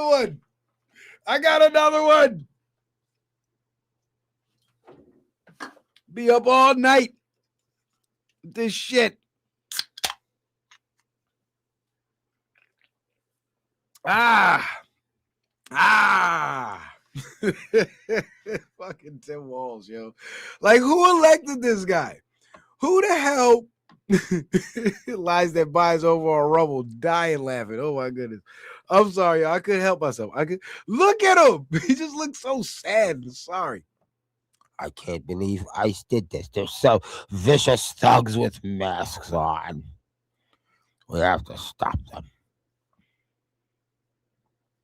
Like, these two look like they planning on taking over the world. You know what they look like? They look like Pinky in the Brain. They look like Pinky in the motherfucking Brain. Pinky in the Brain. What we gonna do tonight, Brain? Same thing we do every night, Pinky. Trying to take over the world. These motherfuckers. Pinky in the Brain. Yeah, he looks really stressed out. His tampon must have slipped out in the middle of his speech, and he's like, ugh, uncomfortable. That's why he's wearing the tracksuit. So he can just slip the pants off when he get in the bathroom and shit that tampon on out. Tampon Tim. So, Representative Ilhan Omar pulls a juicy smollett. And if you don't know what I mean by that, Ilhan Omar faked an assault on herself in front of cameras with the help of one of her own supporters. And now the guy that assisted her in her Operation Juicy Smollett is now facing federal charges. She's thrown her pal under the bus. Well, the devil is a liar, and when you work for these devils and you serve these devils, they'll lie to you. Representative Ilhan Omar sprayed with liquid. Suspect now facing federal charges for attack. And that was today. That's recent. What the fuck's going on? Fuck going on here? Why did that happen? Okay. No? All right, there we go. Okay, that's a little too far down. We don't need it that far down. There we go. All right, cool. So the guy's name is Anthony Kazmierzak. And Anthony Kazmierzak has been charged with assault for spraying Representative Ilhan Omar with a syringe filled with apple cider vinegar at a town hall meeting in Minneapolis. Representative Omar continued the town hall despite the attack, later stating that fear and intimidation would not deter her. Kazmierzak may face up to 8 years in prison for the attack on the Congresswoman. The man accused of spraying Representative Ilhan Omar with a liquid at a town hall meeting in Minneapolis on Tuesday night is now facing federal charges for the attack on the Congresswoman. So Mr. Anthony Kazmierzak is now being thrown under the bus. So let me see if I can find that video. Y'all want to take a look at that video? Let's see if we can find that video. Let's see. Ilhan Omar sprayed. Here we go. Let's see what we come up with. Yes, that's all my rap music shit. Yep, that's what it is. Let me see if I can find a short. Here we go. How long is this video? 3 minutes. That's too long. Look at him taking mugshots and shit. Old punk motherfucker. Trying to fool us. Here we go. Man sprays Ilhan Omar. Here we go. Gonna run the short and see. Billionaire Love says, dude, you're funny. Thank you, Billionaire Love. Why'd you hit that Cash App so I could be a billionaire like you? He skated on her. Oh, shit. She ran to fight him. Y'all seen that shit? We were just inside of the town hall by Representative Ilhan Omar here in Minneapolis, and a man sprayed something towards her. He was taken out by security. Shocking that the crowd that is here to listen to Ilhan Omar. They got him pinned on the floor and shit. Like, they really played this shit up. Who was talking about the ICE crackdown. I just want to let you know that he ran up on her like, ski. That is what we have just seen. He was taken down by her security. And Ilhan Omar. Yo, she ran up on her with a fistful. Did you see that shit? She was about to scrap. Decided that she was going to continue. Even though her security detail said not to. They were concerned about her safety. She went forward, and the crowd stayed to listen to what she had to say about the ICE crackdown here in her community. Yo, that old lady got some pretty eyes. I like hazel-colored eyes like that on light-skinned black women. That's some beautiful. She was fine back in the day. I can tell. Unc had to lock that down. A very, very tense and frankly scary moment for those here and for the representative. I don't think they're contacts though. Ski.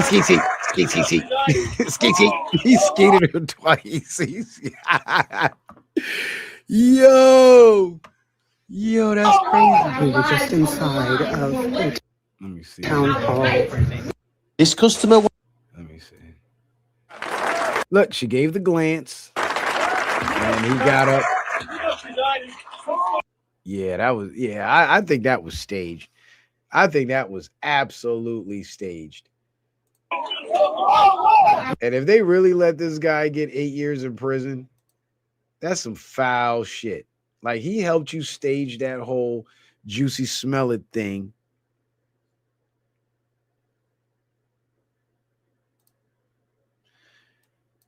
Man, how she gonna let the homie go to jail?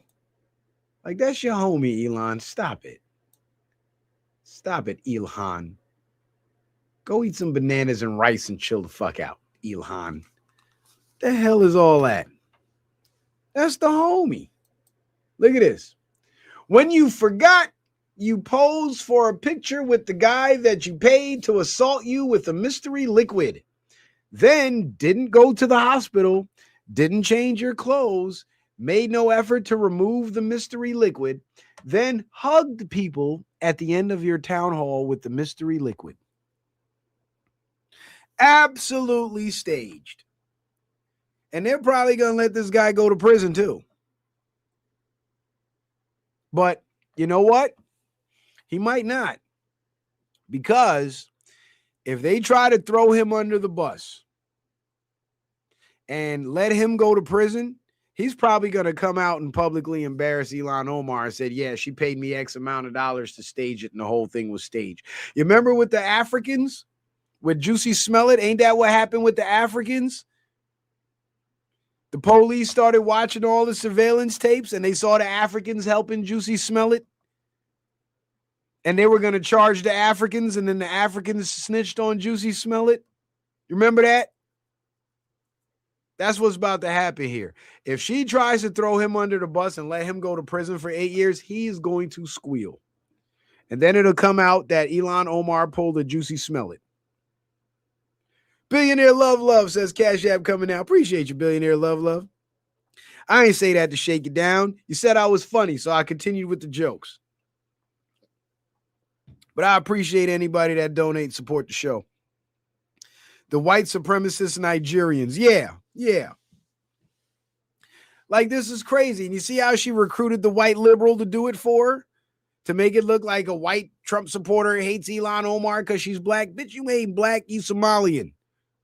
Somalians ain't black, you African. Black is exclusively an American title. You're not American. You don't even speak proper English. You ever heard her accent? It's horrendous. Her accent is terrible. Shout out to Stacy with the Cash App, says for Citizen Man. Appreciate ya. Yeah, man. Like these see, this is that colored people shit, and how these real tethers like Ilhan Omar can like get the protections of black people and pretend like white supremacy is after her. No, Americans are after you. Black and white Americans. We all want you the fuck out of here. We don't even know how you even got it. Well, we do know how you got elected to Congress. A whole bunch of your people got packed into one little city and they all voted for your ass. That's how you got into Congress. And, well, how'd you get in the country? You married your brother. Or how'd you get him into the country? You married your bruh. Oh, man, shout out to my man Dave with the Cash App. Says, great work. Appreciate you, Dave. Appreciate you.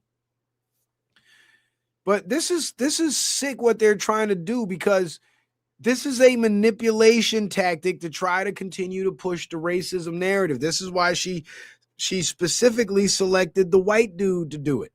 And wouldn't you know, upon searching his social media, the internet has discovered that this man is a staunch supporter of Ilhan Omar. But somehow he found a way to turn around and attack her. That shit was staged. And he ain't going to take them 8 years in prison. No, he will not. Not without telling.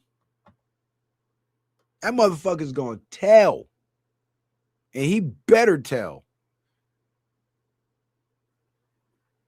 And I bet you, I guarantee you she offered him some of that Somali fraud money. Speaking of Somali fraud money, I was watching Angry Man earlier today, and Angry Man made mention that oh shit, Dave sent me a slice of cake. Appreciate you, Dave. Angry Man mentioned that the Somali businesses in Minnesota are going under. They're losing revenue. And that effect is evident that these businesses were front companies ran off of fraud money. Because once the fraud money dried up, the front companies dried up right along with it.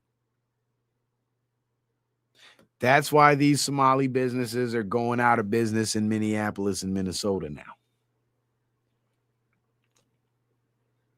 And Ilhan Omar is pulling out all the stops and trying everything she possibly can to keep pushing that narrative. Lies That Bind says, Lies That Bind says, wait just a minute. How did they know instantly that it was apple cider vinegar? What did he have? The empty bottle in his pocket? I don't know, Lies That Bind. I guess somebody examined the liquid in the syringe and figured out that it was apple cider vinegar. You know, there's a lot of dope fiends over there, so they probably tasted that shit and were like, man, that ain't no dope, man. That's apple cider vinegar, man. I thought that was some heroin, nigga. I thought that was some heroin, chief. That ain't nothing but some vinegar. So my man skeeted. Like, here's the thing, though. If you're going to launch an attack like that with a syringe, why would you put it in a syringe? Wouldn't it work better in like a water gun or like a water balloon? Or if you like splashed a bottle or a cup on her or something, like get more of the liquid on her? Like you took a little syringe and just skeeted right on her shirt. Like what did that even do? Now, if it was real, I think he would have lunged at her and tried to stick her with that syringe. If it was real. Jason M. Schmidt says that shit stinks. You know it's apple cider vinegar. That is true too. You know what's worse than apple cider? You know what stinks worse than apple cider vinegar? Rice vinegar. You ever smell fucking rice vinegar? Ugh. Ugh. That shit smells crazy. That shit smell like kangaroo piss. But it makes the food taste so good. Yes, billionaire love. I figured that was you. Now, moving on from Ilhan Smollett. That's her name now. We're going to call her Ilhan Smollett. Tara Moody says, heroin, quick, get Hunter. He eats everything. Russia has officially added the international LGBT movement to its national list of extremist and terrorist organizations. So Russia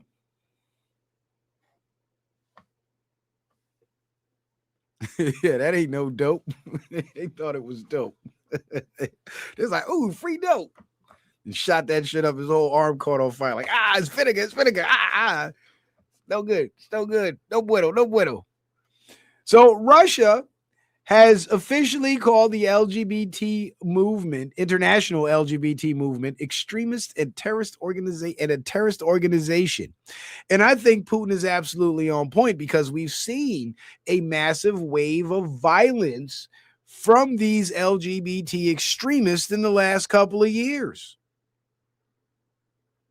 And they have demonstrated a propensity for violence.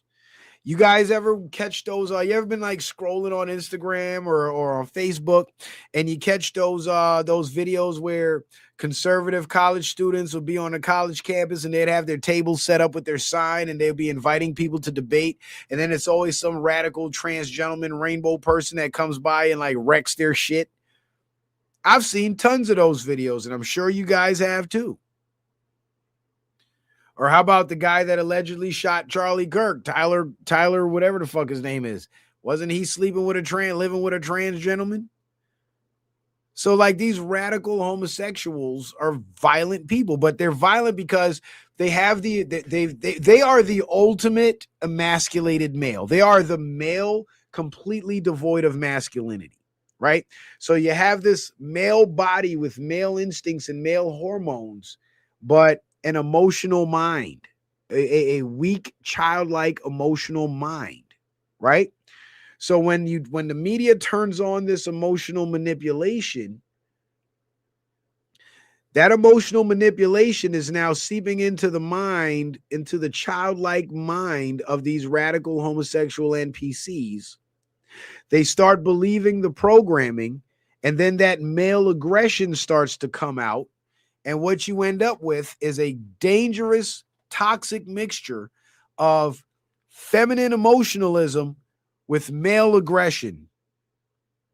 And that is a recipe for disaster. And I believe this is why Vladimir Putin has added these people to the extremist and terrorist organizations list. Because they are a terrorist organization. They're known to commit violence. They advocate for violence. And not only that, they're entire purpose for existing is to emasculate as many males around them as they can, mainly little boys. So not only do they pose a threat to society as a whole, but they pose a more direct threat to the young men of the nation. A majority of openly homosexual men in America have stories of being molested as young boys by gay adult males. And this is the way I characterize it. Because they can't get together, have sex, get pregnant, and make a baby and create more of themselves, they have to procreate like vampires procreate. Whereas a vampire would bite you on the neck and turn you into a vampire. Or drip their blood into your mouth and have you drink their blood and turn you into a vampire, right? The radical homosexuals, they target little boys and they bite them on the dick and turn them into homosexuals. Or they sodomize them and put semen into their rectums and turn them into homosexuals. So they're literally no different than vampires in the way they create more of themselves. And that in itself is a terroristic threat because that threatens the very existence of humanity. Imagine if the LGBT movement had their way and they could turn every person in the world gay. Humanity would end in one generation because nobody would be reproducing or procreating.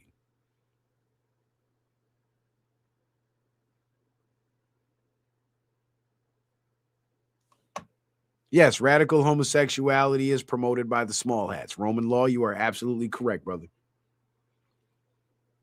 Absolutely correct.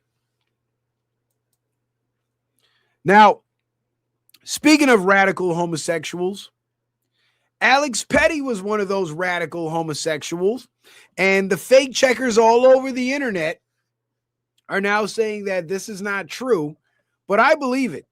And the reason why I believe it is because this dude fits the profile. 100% fits the profile.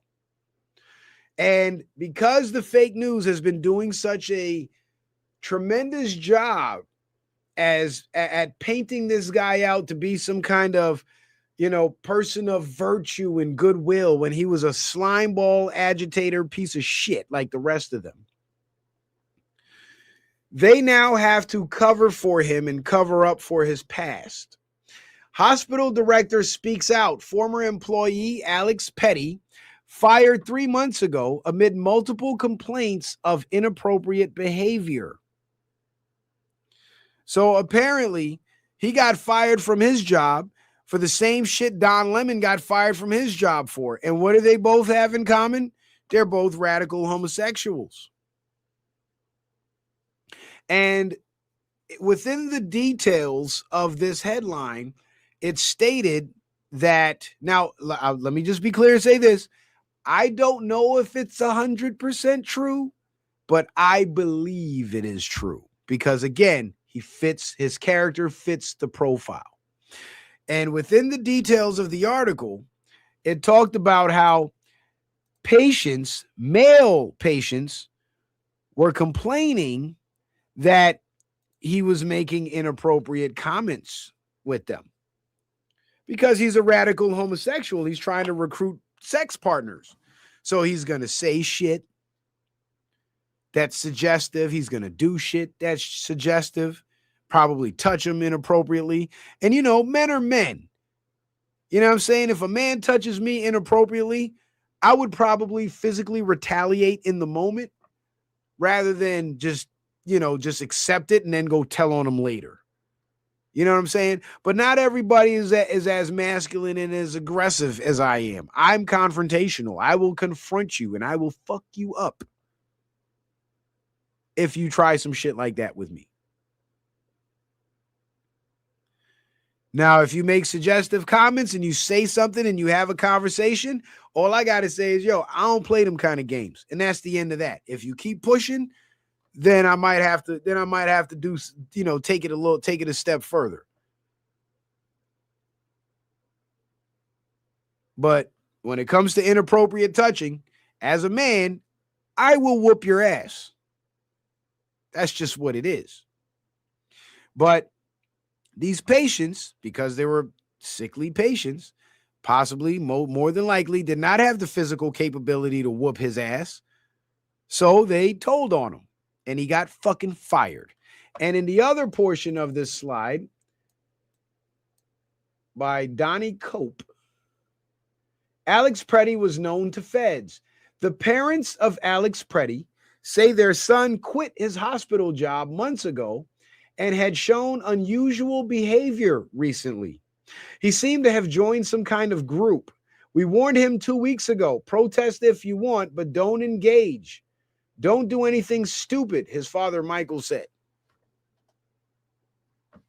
And his father must be real proud of him that he raised a cuckolded son like this that dresses like a bitch and takes dick. Like that man must be dying inside right now. But you notice the employer says that he got fired for being a pervert. The parents are saying he quit. You know what that means? That means he got fired from his job, came home and lied to his parents and said he quit. And the unusual behavior, that's when he started paying attention to the narrative and becoming radicalized because he had more time on his hands. And I believe he was out of a job because here's the thing. Nurses work 12 to 13-hour shifts. When in the hell will you have the time or the energy to be out in the streets, high kicking federal vehicle taillights out and fighting with ICE?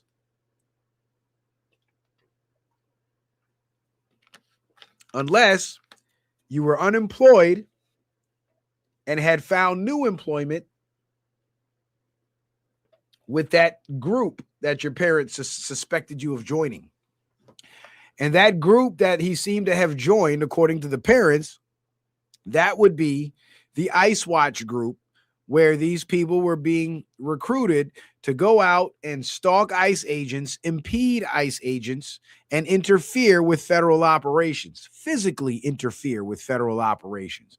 He was one of them. I showed you guys the video in the last stream of him kicking out the taillights on the federal vehicle. So don't give me no boo-hoo bullshit about this motherfucker. He was a fucking troublemaker and he got the trouble he was looking for.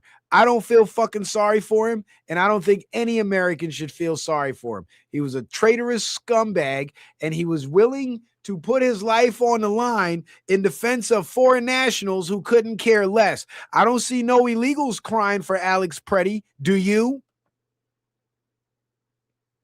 Just like we didn't see no illegals crying for Renee Good. Did you? Right. Precisely. These people are idiots. They are not thinking people. They are radicalized. They are not smart. And they are willing to put their lives on the line because they are violent and aggressive. Let me show you something. Let me see if I can find that shit. Hold on. See if I can find this shit for y'all, man. Because some of y'all might not have seen this. So now I have to share it. Come on, IG. Stop with the bullshit.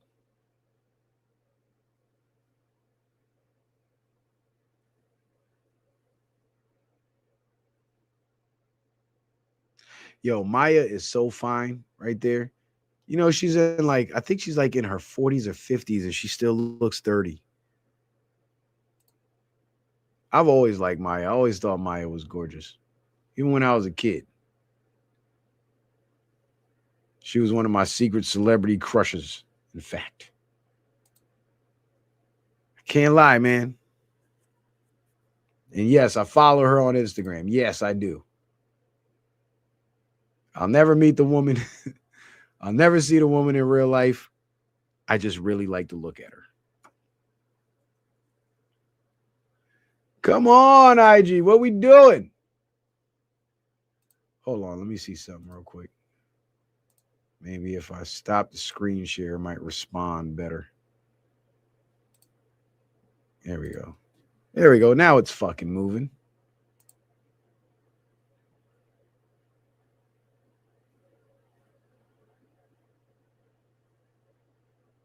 There it is. This is the motherfucker everybody wants you to feel sorry for. I don't fucking feel sorry for him. Fuck him. He got what he was looking for.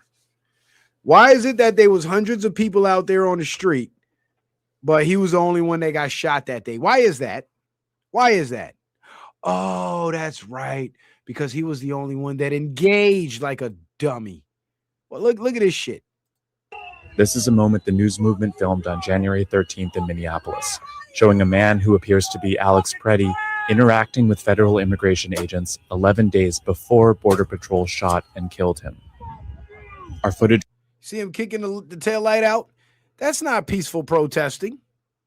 That is rioting. That is destruction of government property. So not only are they impeding traffic by being out in the middle of the street, but now he's destroying government property. Was analyzed by the BBC, whose facial recognition technology confirmed his Look at him trying to run like a bitch. identity to a 97% degree of accuracy. Doing all that tough guy shit, and when the ICE agents get out the truck and grab your ass, now you want to run. On the morning of January 13th, our team received a tip that federal agents were blocking a street at the corner of East 36th and Park Avenue in Minneapolis. We arrived around 10:15 a.m. That's your boy. We saw observers shouting at the agents as they walked back to their vehicles. When they started driving away, the man kicked their taillight. An agent then got out of the vehicle, grabbed him, and pushed him to the ground.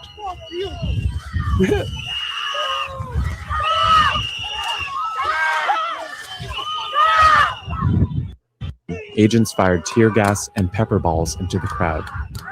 They continued to hold the man down before. Yeah, they wrestled him to the ground, they held him down, and then they ended up letting him go. And he had his gun on him the whole time. Where they retreat, and he walks away.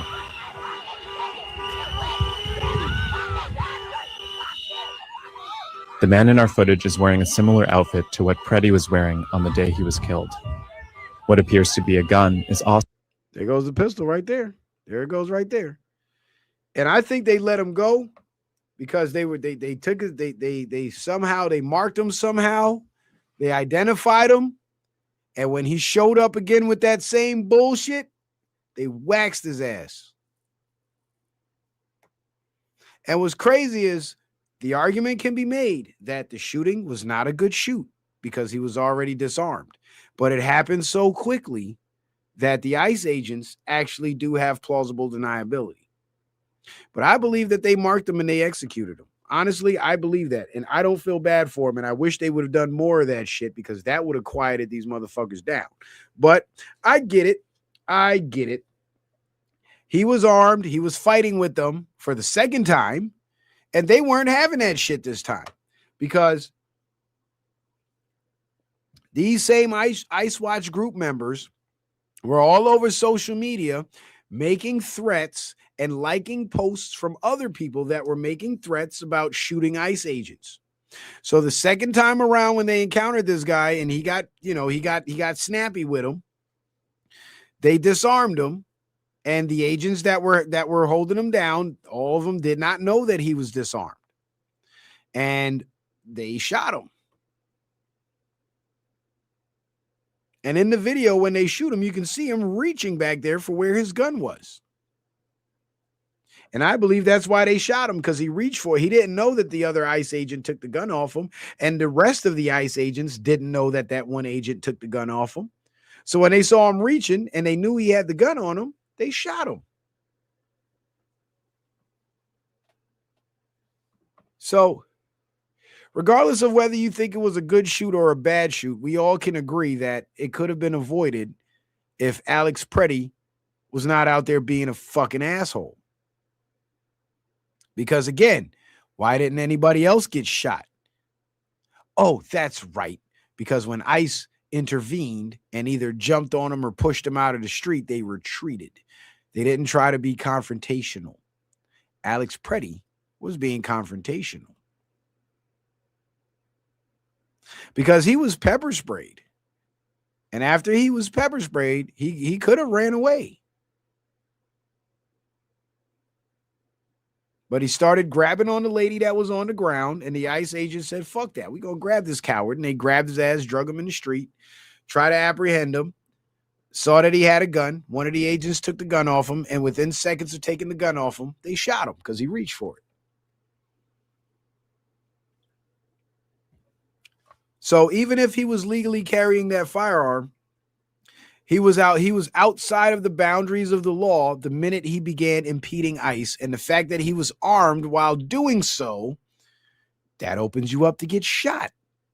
Because not only are you impeding and obstructing, but you're an armed individual impeding and obstructing. And ICE is not doing random stop and searches and raids and shit. They're doing targeted operations. And the people that are claiming to be randomly stopped, they're connected to targeted people. That's why they're being stopped. ICE can't stop every vehicle in Minneapolis or in the state of Minnesota. So why are they singling out certain vehicles? Because they already know who they're going after. That's why. And they're not there to go after these protesters, but these protesters are there to go after them. And they know that. And they've been all over the internet, calling for violence, making violent threats. And then you have this guy out in the street having physical confrontations with them more than once. Like, what did you think was going to happen, bro? And what's crazy is when the ICE agent grabbed him and put him on the ground, what the ICE agent was attempting to do was lay him on the ground on his stomach so they can handcuff him and lock him up for impeding. But instead, what did he do? He fought, he resisted, kept his knees under him so he wouldn't be laid flat on the ground, and then he reached for the weapon that was already taken out of the holster. So he got shot. And you know what's funny? And this goes back to my original point at the beginning of the show when I was mentioning the stories of abuse coming out of the ICE facilities. And I was saying, take that shit with a grain of salt, because look at how they're lying out here out in the open. You think they won't lie about what goes on behind closed doors? Of course they would. You remember that dumb girl that made the statement about being Somali is more than just bananas and rice and shit, that retarded looking chick with the crack mouth? Well, wouldn't you know? Department, and I was going to share this tomorrow night, and I'm going to show you guys the receipt tomorrow night, but what do you know? DOJ has charged 16 people in Minneapolis with impeding federal officers. And the bananas and rice girl is one of them. After going on the news and saying that she got assaulted by ICE agents, she ends up getting arrested for assaulting ICE agents. How ironic is that? I love irony. I live for irony. And this clown show that we're seeing from these Democrats, it is the biggest ironic comedy that I've ever seen in my life. You got Deputy Dewdog and Drew and Dr. Evil over there. Then you got Super Fag out here getting his ass shot off. Then you got Ilhan Smollett faking shit. And you know what's funny? Right after Ilhan Smollett did that shit, right before she staged that situation with her homeboy, the Trump had did a press conference where he mentioned Ilhan Omar and talked about how despicable she was. And then right after that, Ilhan Omar has her little bullshit town hall meeting and then has her buddy here skeet apple cider vinegar on her to make it look like she's being attacked. Because the whole play is Trump said all this rhetoric about me, and now this racist white man that was radicalized by Trump is attacking me. That was the play. But the part that these leftards are missing is that would be considered cheating. If the conservatives were going out and physically attacking and trying to assassinate Democrats, the only reason why they would be doing that is because they would be losing the political fight. But conservatives are actually winning this political fight. This is why those agitators got to be brought in from out of state, because the majority of the people, even in Minneapolis, they're not with this bullshit. And because the Democrats and the leftards are losing, they now have to cheat. And they have to stage shit and pretend as if people who put themselves in a position to get themselves banished to the shadow realm, it's some kind of injustice. This ain't no injustice. Did that shit to yourself.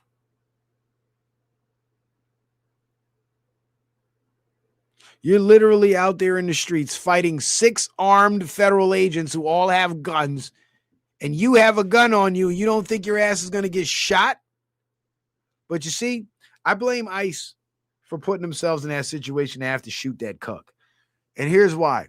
Because after that first incident, that video I just showed y'all, they should have arrested him and locked his ass up then. But they let him go.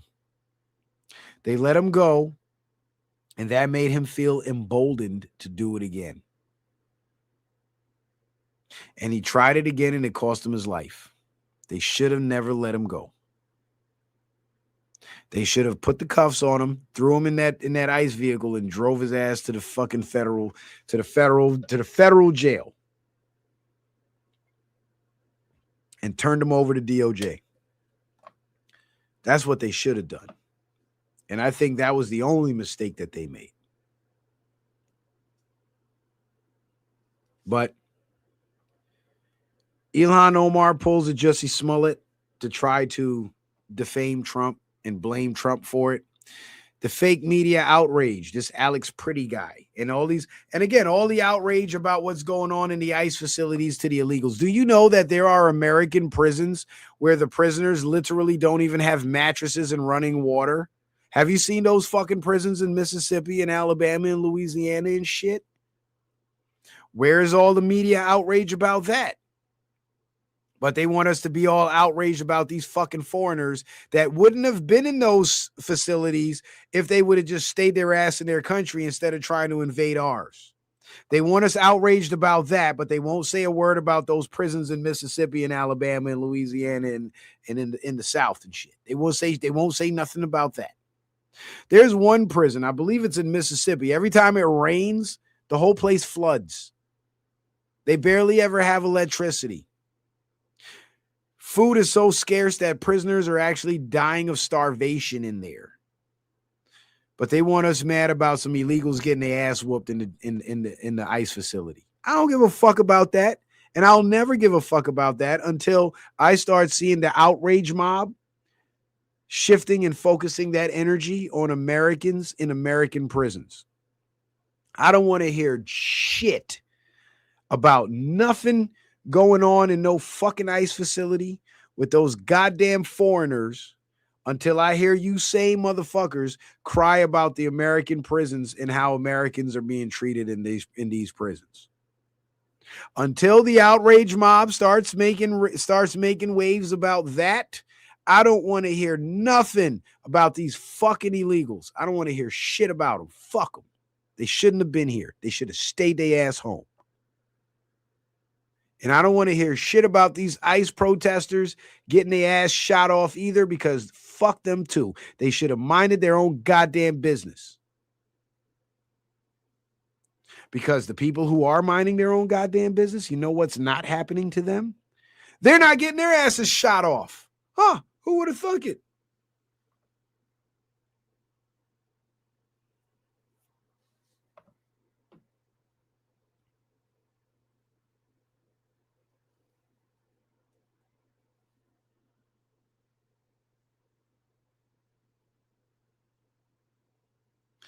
Sherry Hope says, come get my landlord handyman. What the fuck are you talking about, Sherry? Are you trolling? Is that your way of saying block me? I sure hope not. I hope you have something worthwhile to contribute to the conversation, because if you don't, I'm just going to have to block you, Sherry. But, you know, I don't care. I don't care what happens to these people. Fuck them. Because everything that the media wants us outraged about when it comes to these illegals and the alleged accusations of abuse coming out of these facilities, there's way worse shit that happens in American jails and American prisons to American citizens. And I don't hear a peep from the outrage mob. And a lot of these prisoners that are suffering under those conditions, they're black folks. They're colored. They're people of color. So where's all the outrage for those people of color? Oh, we're only supposed to be outraged for the fucking foreigners that are here to replace us. Got it. Got it. See how absurd that is?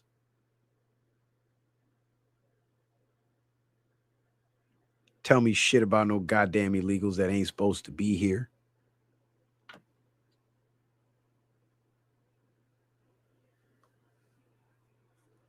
Sherry, what exactly is your problem with your landlord's handyman? What's happening with him? He ain't doing his job?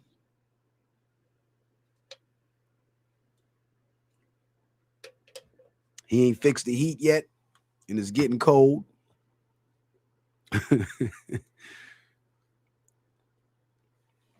I don't like them at all in California. I got you. I feel you. I feel you. Yeah, because California is one of the worst places with the illegals. And if you think the fraud in Minnesota was bad, oh my goodness, California is insanely worse. I just gave you guys the example of LAPD. And you know what's funny? I don't know if you guys remember this, but there was a couple of stories circulating in the news that we don't really hear too much about anymore, right? And they were about these black men, these young black men that were mysteriously found dead, hanging from trees, like lynching style. And yeah, I went back to Orlando, Florida back in June. And yeah, I felt like I was in a completely different country. It's a bad feeling. It's a horrible feeling. It's like you're watching your home not be your home anymore. And it hurts. It does.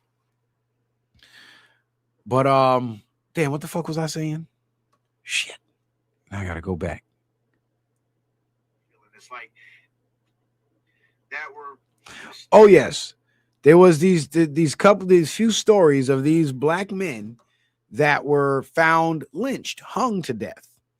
And, you know, everybody is up in arms and they're like, oh, the white people, the racist white people and this and that. But then I did some digging and I looked at the cities where these black men were found hung. And it turns out that these cities were also sanctuary cities that were overrun with these Hispanic gangs and these the migrant influx.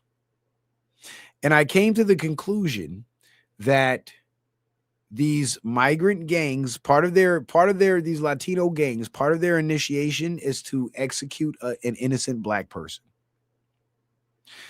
And I believe, based on my research and the now changing demographics of those areas, I believe that those black men were killed by Latino gang initiates, and it was staged in such a way to make it look like racist white people did it, to throw everybody off the trail of these Latino gangs being responsible for it. Because they hate black people more than the white people hate black people. Because at least the white people can vibe with the black people on the American tip, like we're all Americans. But these Latinos, not only are they not black, but they're not American either. So they literally have nothing in common with the American black folks. And they know that. But most of the American black folks don't know that because they're falling for this people of color bullshit that's been fed to them by the left-wing media, by the fake news media. So while black Americans are being brainwashed into accepting these foreigners are coming here and literally trying to wipe the black people off the map. And that whole idea of the black and brown alliance and all that shit ain't real. That's some more liberal bullshit, and it's a myth. That shit ain't real.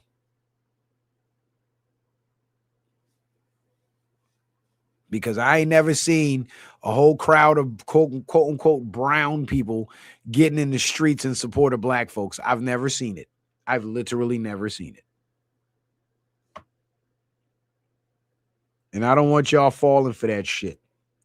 Shout out to my man Adam for the Cash App. He says, salutes, bro. Flat motherfucking power. Appreciate you, Adam. So that's 1, 2, 3, 4. So we got 4. No, we got 3 supporters for the night. 3 supporters. Because that PayPal came in before the show. So that counts to last night's show. So we got 3 supporters. That's cool. That's cool. And it's funny because I was just getting ready to wrap it up too. But yeah, don't fall for this black-brown alliance bullshit. Black Americans are a unique group of people, and the mainstream media is trying to manipulate you into supporting a cause that is not in your best interest. It is not in any American's best interest to oppose ICE and support these illegal aliens. It's simply not. And it's especially damaging to Black Americans because that is the group of people that not only are these illegals targeting, but they're also aiming to replace.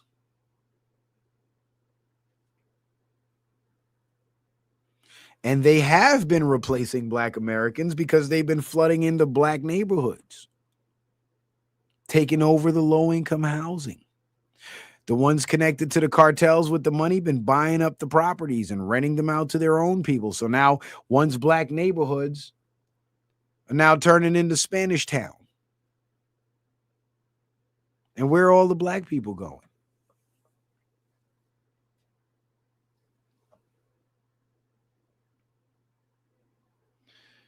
Sherry says, oh, just a little information. They closed the Black Panther Bakery in Oakland, California yesterday. Is that the real Black Panther Bakery or is that the new Black Panties Bakery? Oh, no, never mind. The new Black Panties came from Philly. The real Black Panthers are from Oakland, California. So that's the real Black Panthers. Sorry. I don't even know why I asked that when I already knew the answer to that question. They closed the bakery. Why'd they close the bakery, Sherry? Why'd they do that?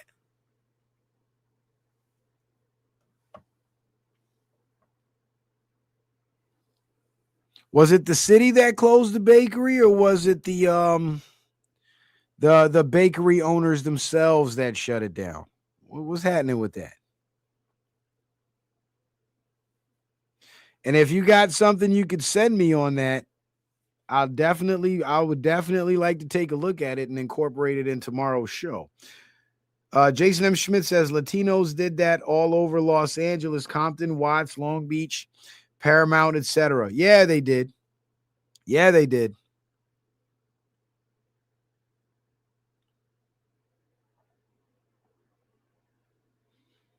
And now they've taken over so many Black communities that they run around saying nigga now like it ain't nothing. How about that one? That blew me away. Seeing these little Mexican kids up in the public school talking about, yeah, nigga, nah, nigga, yeah, nigga. Like, you're not, where's Kendrick Lamar with the They Not Like Us? Where's the They Not Like Us? Because they not like us. Fuck going on with that shit?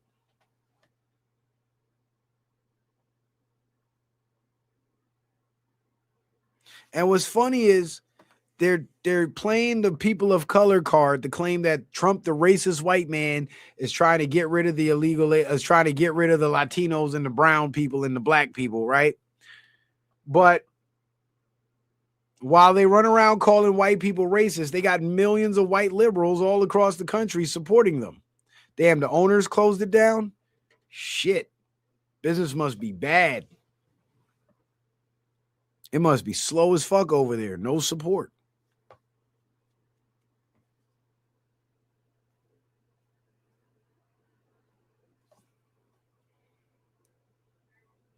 Shit. You run around calling white people racist. All across the country supporting them, right?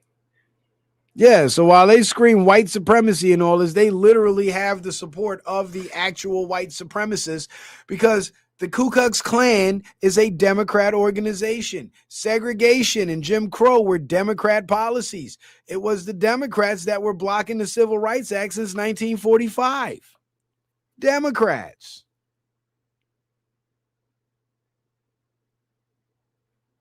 And now all these white Democrats got these illegals screaming racism and people of color. Like, no, you're not people of color. You're people of foreign.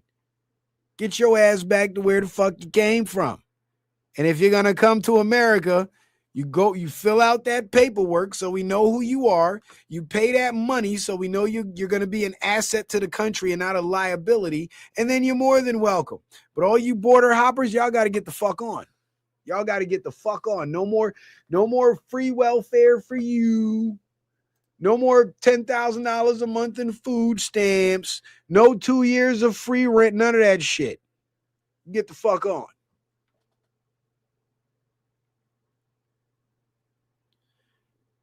And it's crazy how these foreigners, they come over here and they start hollering and screaming about racism and white supremacy when they ain't never lived through that shit.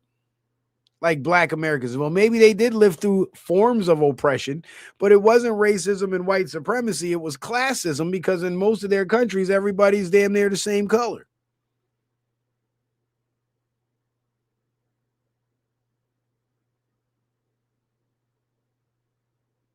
And then these idiot black folks jump on the bandwagon because, well, racism, white supremacy sounds like he's on my side. I'm going to support Pablo.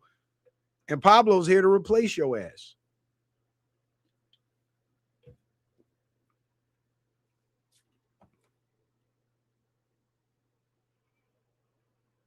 What up, Cool Frog, over on Rumble?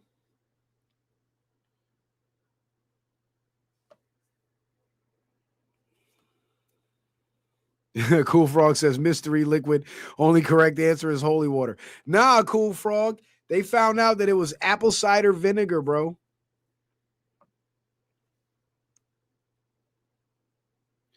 Yeah, a lot of them are, Sherry, especially when they gather in large numbers and they feel supported by each other. Yeah, you see that hate. You see that racism coming out of them. Worse than the white supremacists. Yeah, they said it was apple cider vinegar. Because if it was, here's the thing, Cool Frog. If it was holy water, she would have melted. Think about that. If it was holy water, her satanic ass would have melted. They couldn't take that chance. They couldn't take that risk.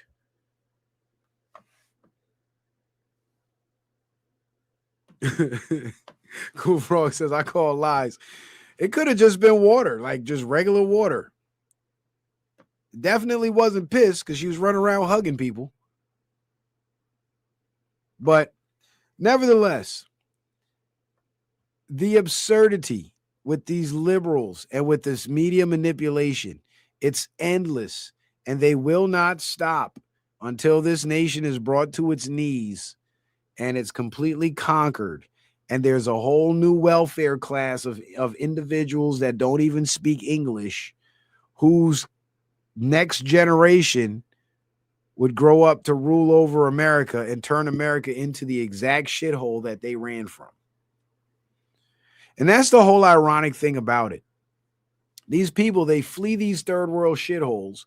They come here and then they literally start turning America into the same shithole they ran away from. Like, that in itself doesn't make sense. And that in itself shows you that these people they're not brainiacs. They're not here to contribute anything intellectual to our society. Because if they were, they would appreciate the advancements, the strides, and the freedoms afforded to them in our society, rather than coming over here and trying to turn our society into the very society that they fled from.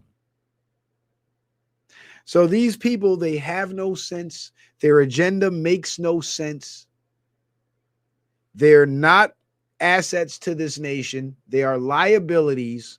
And not only are they liabilities, but They don't contribute to the taxpayer base as significantly as the average American worker does, but they contribute to the welfare recipient base. They contribute to the crime rate. They contribute to the drug trafficking. They contribute to the weapons and arms trafficking more than they contribute anything constructive. And they fucking pop out babies like goddamn rabbits.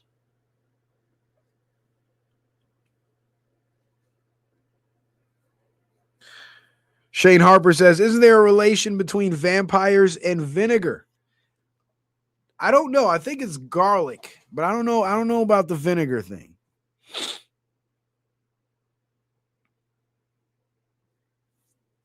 Don't know about the vinegar thing. But guys, we've been here for 2.5 hours.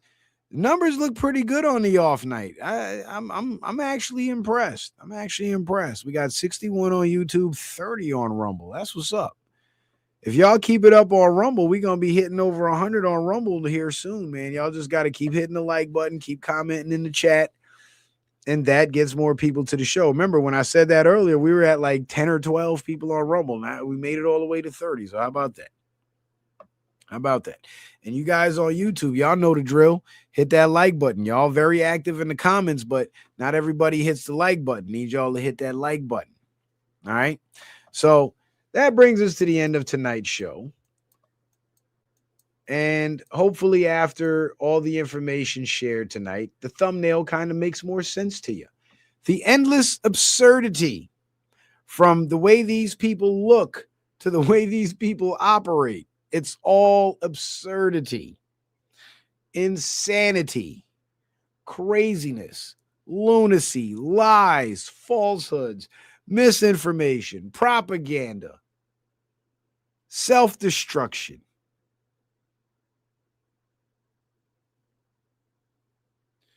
The Democratic Party has nothing of value or substance to offer the American people because they're not there to represent the American people.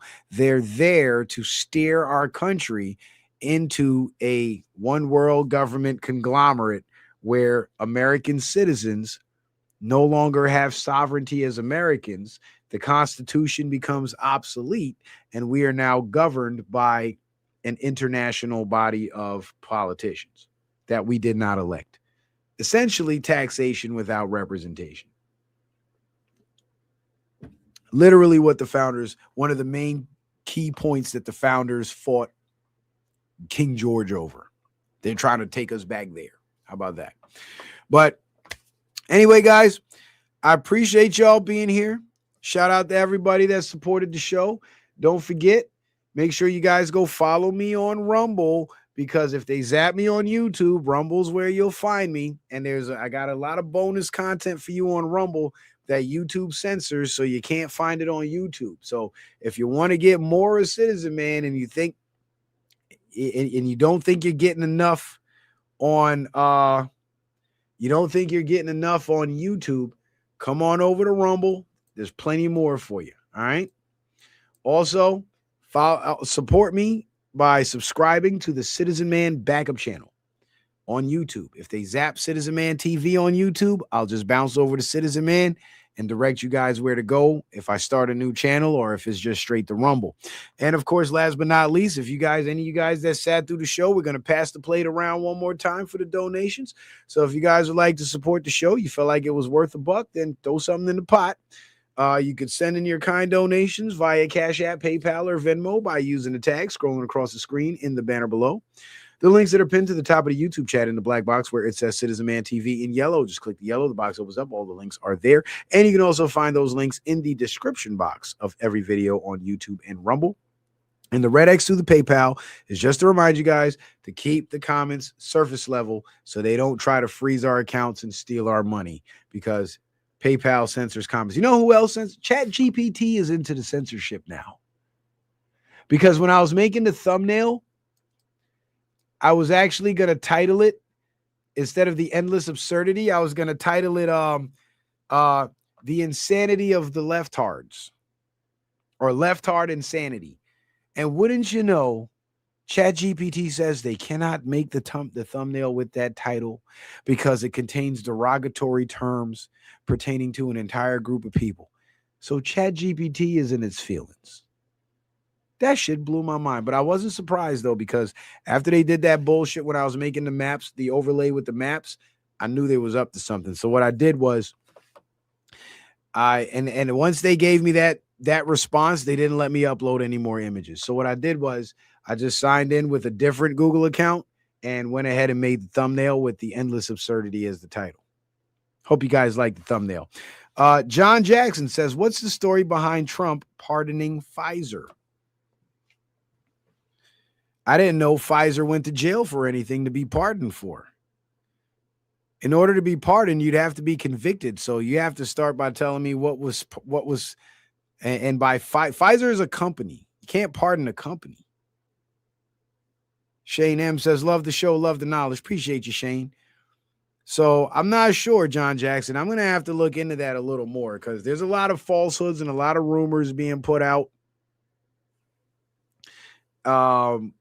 about Trump because it's one big smear campaign. So I don't know.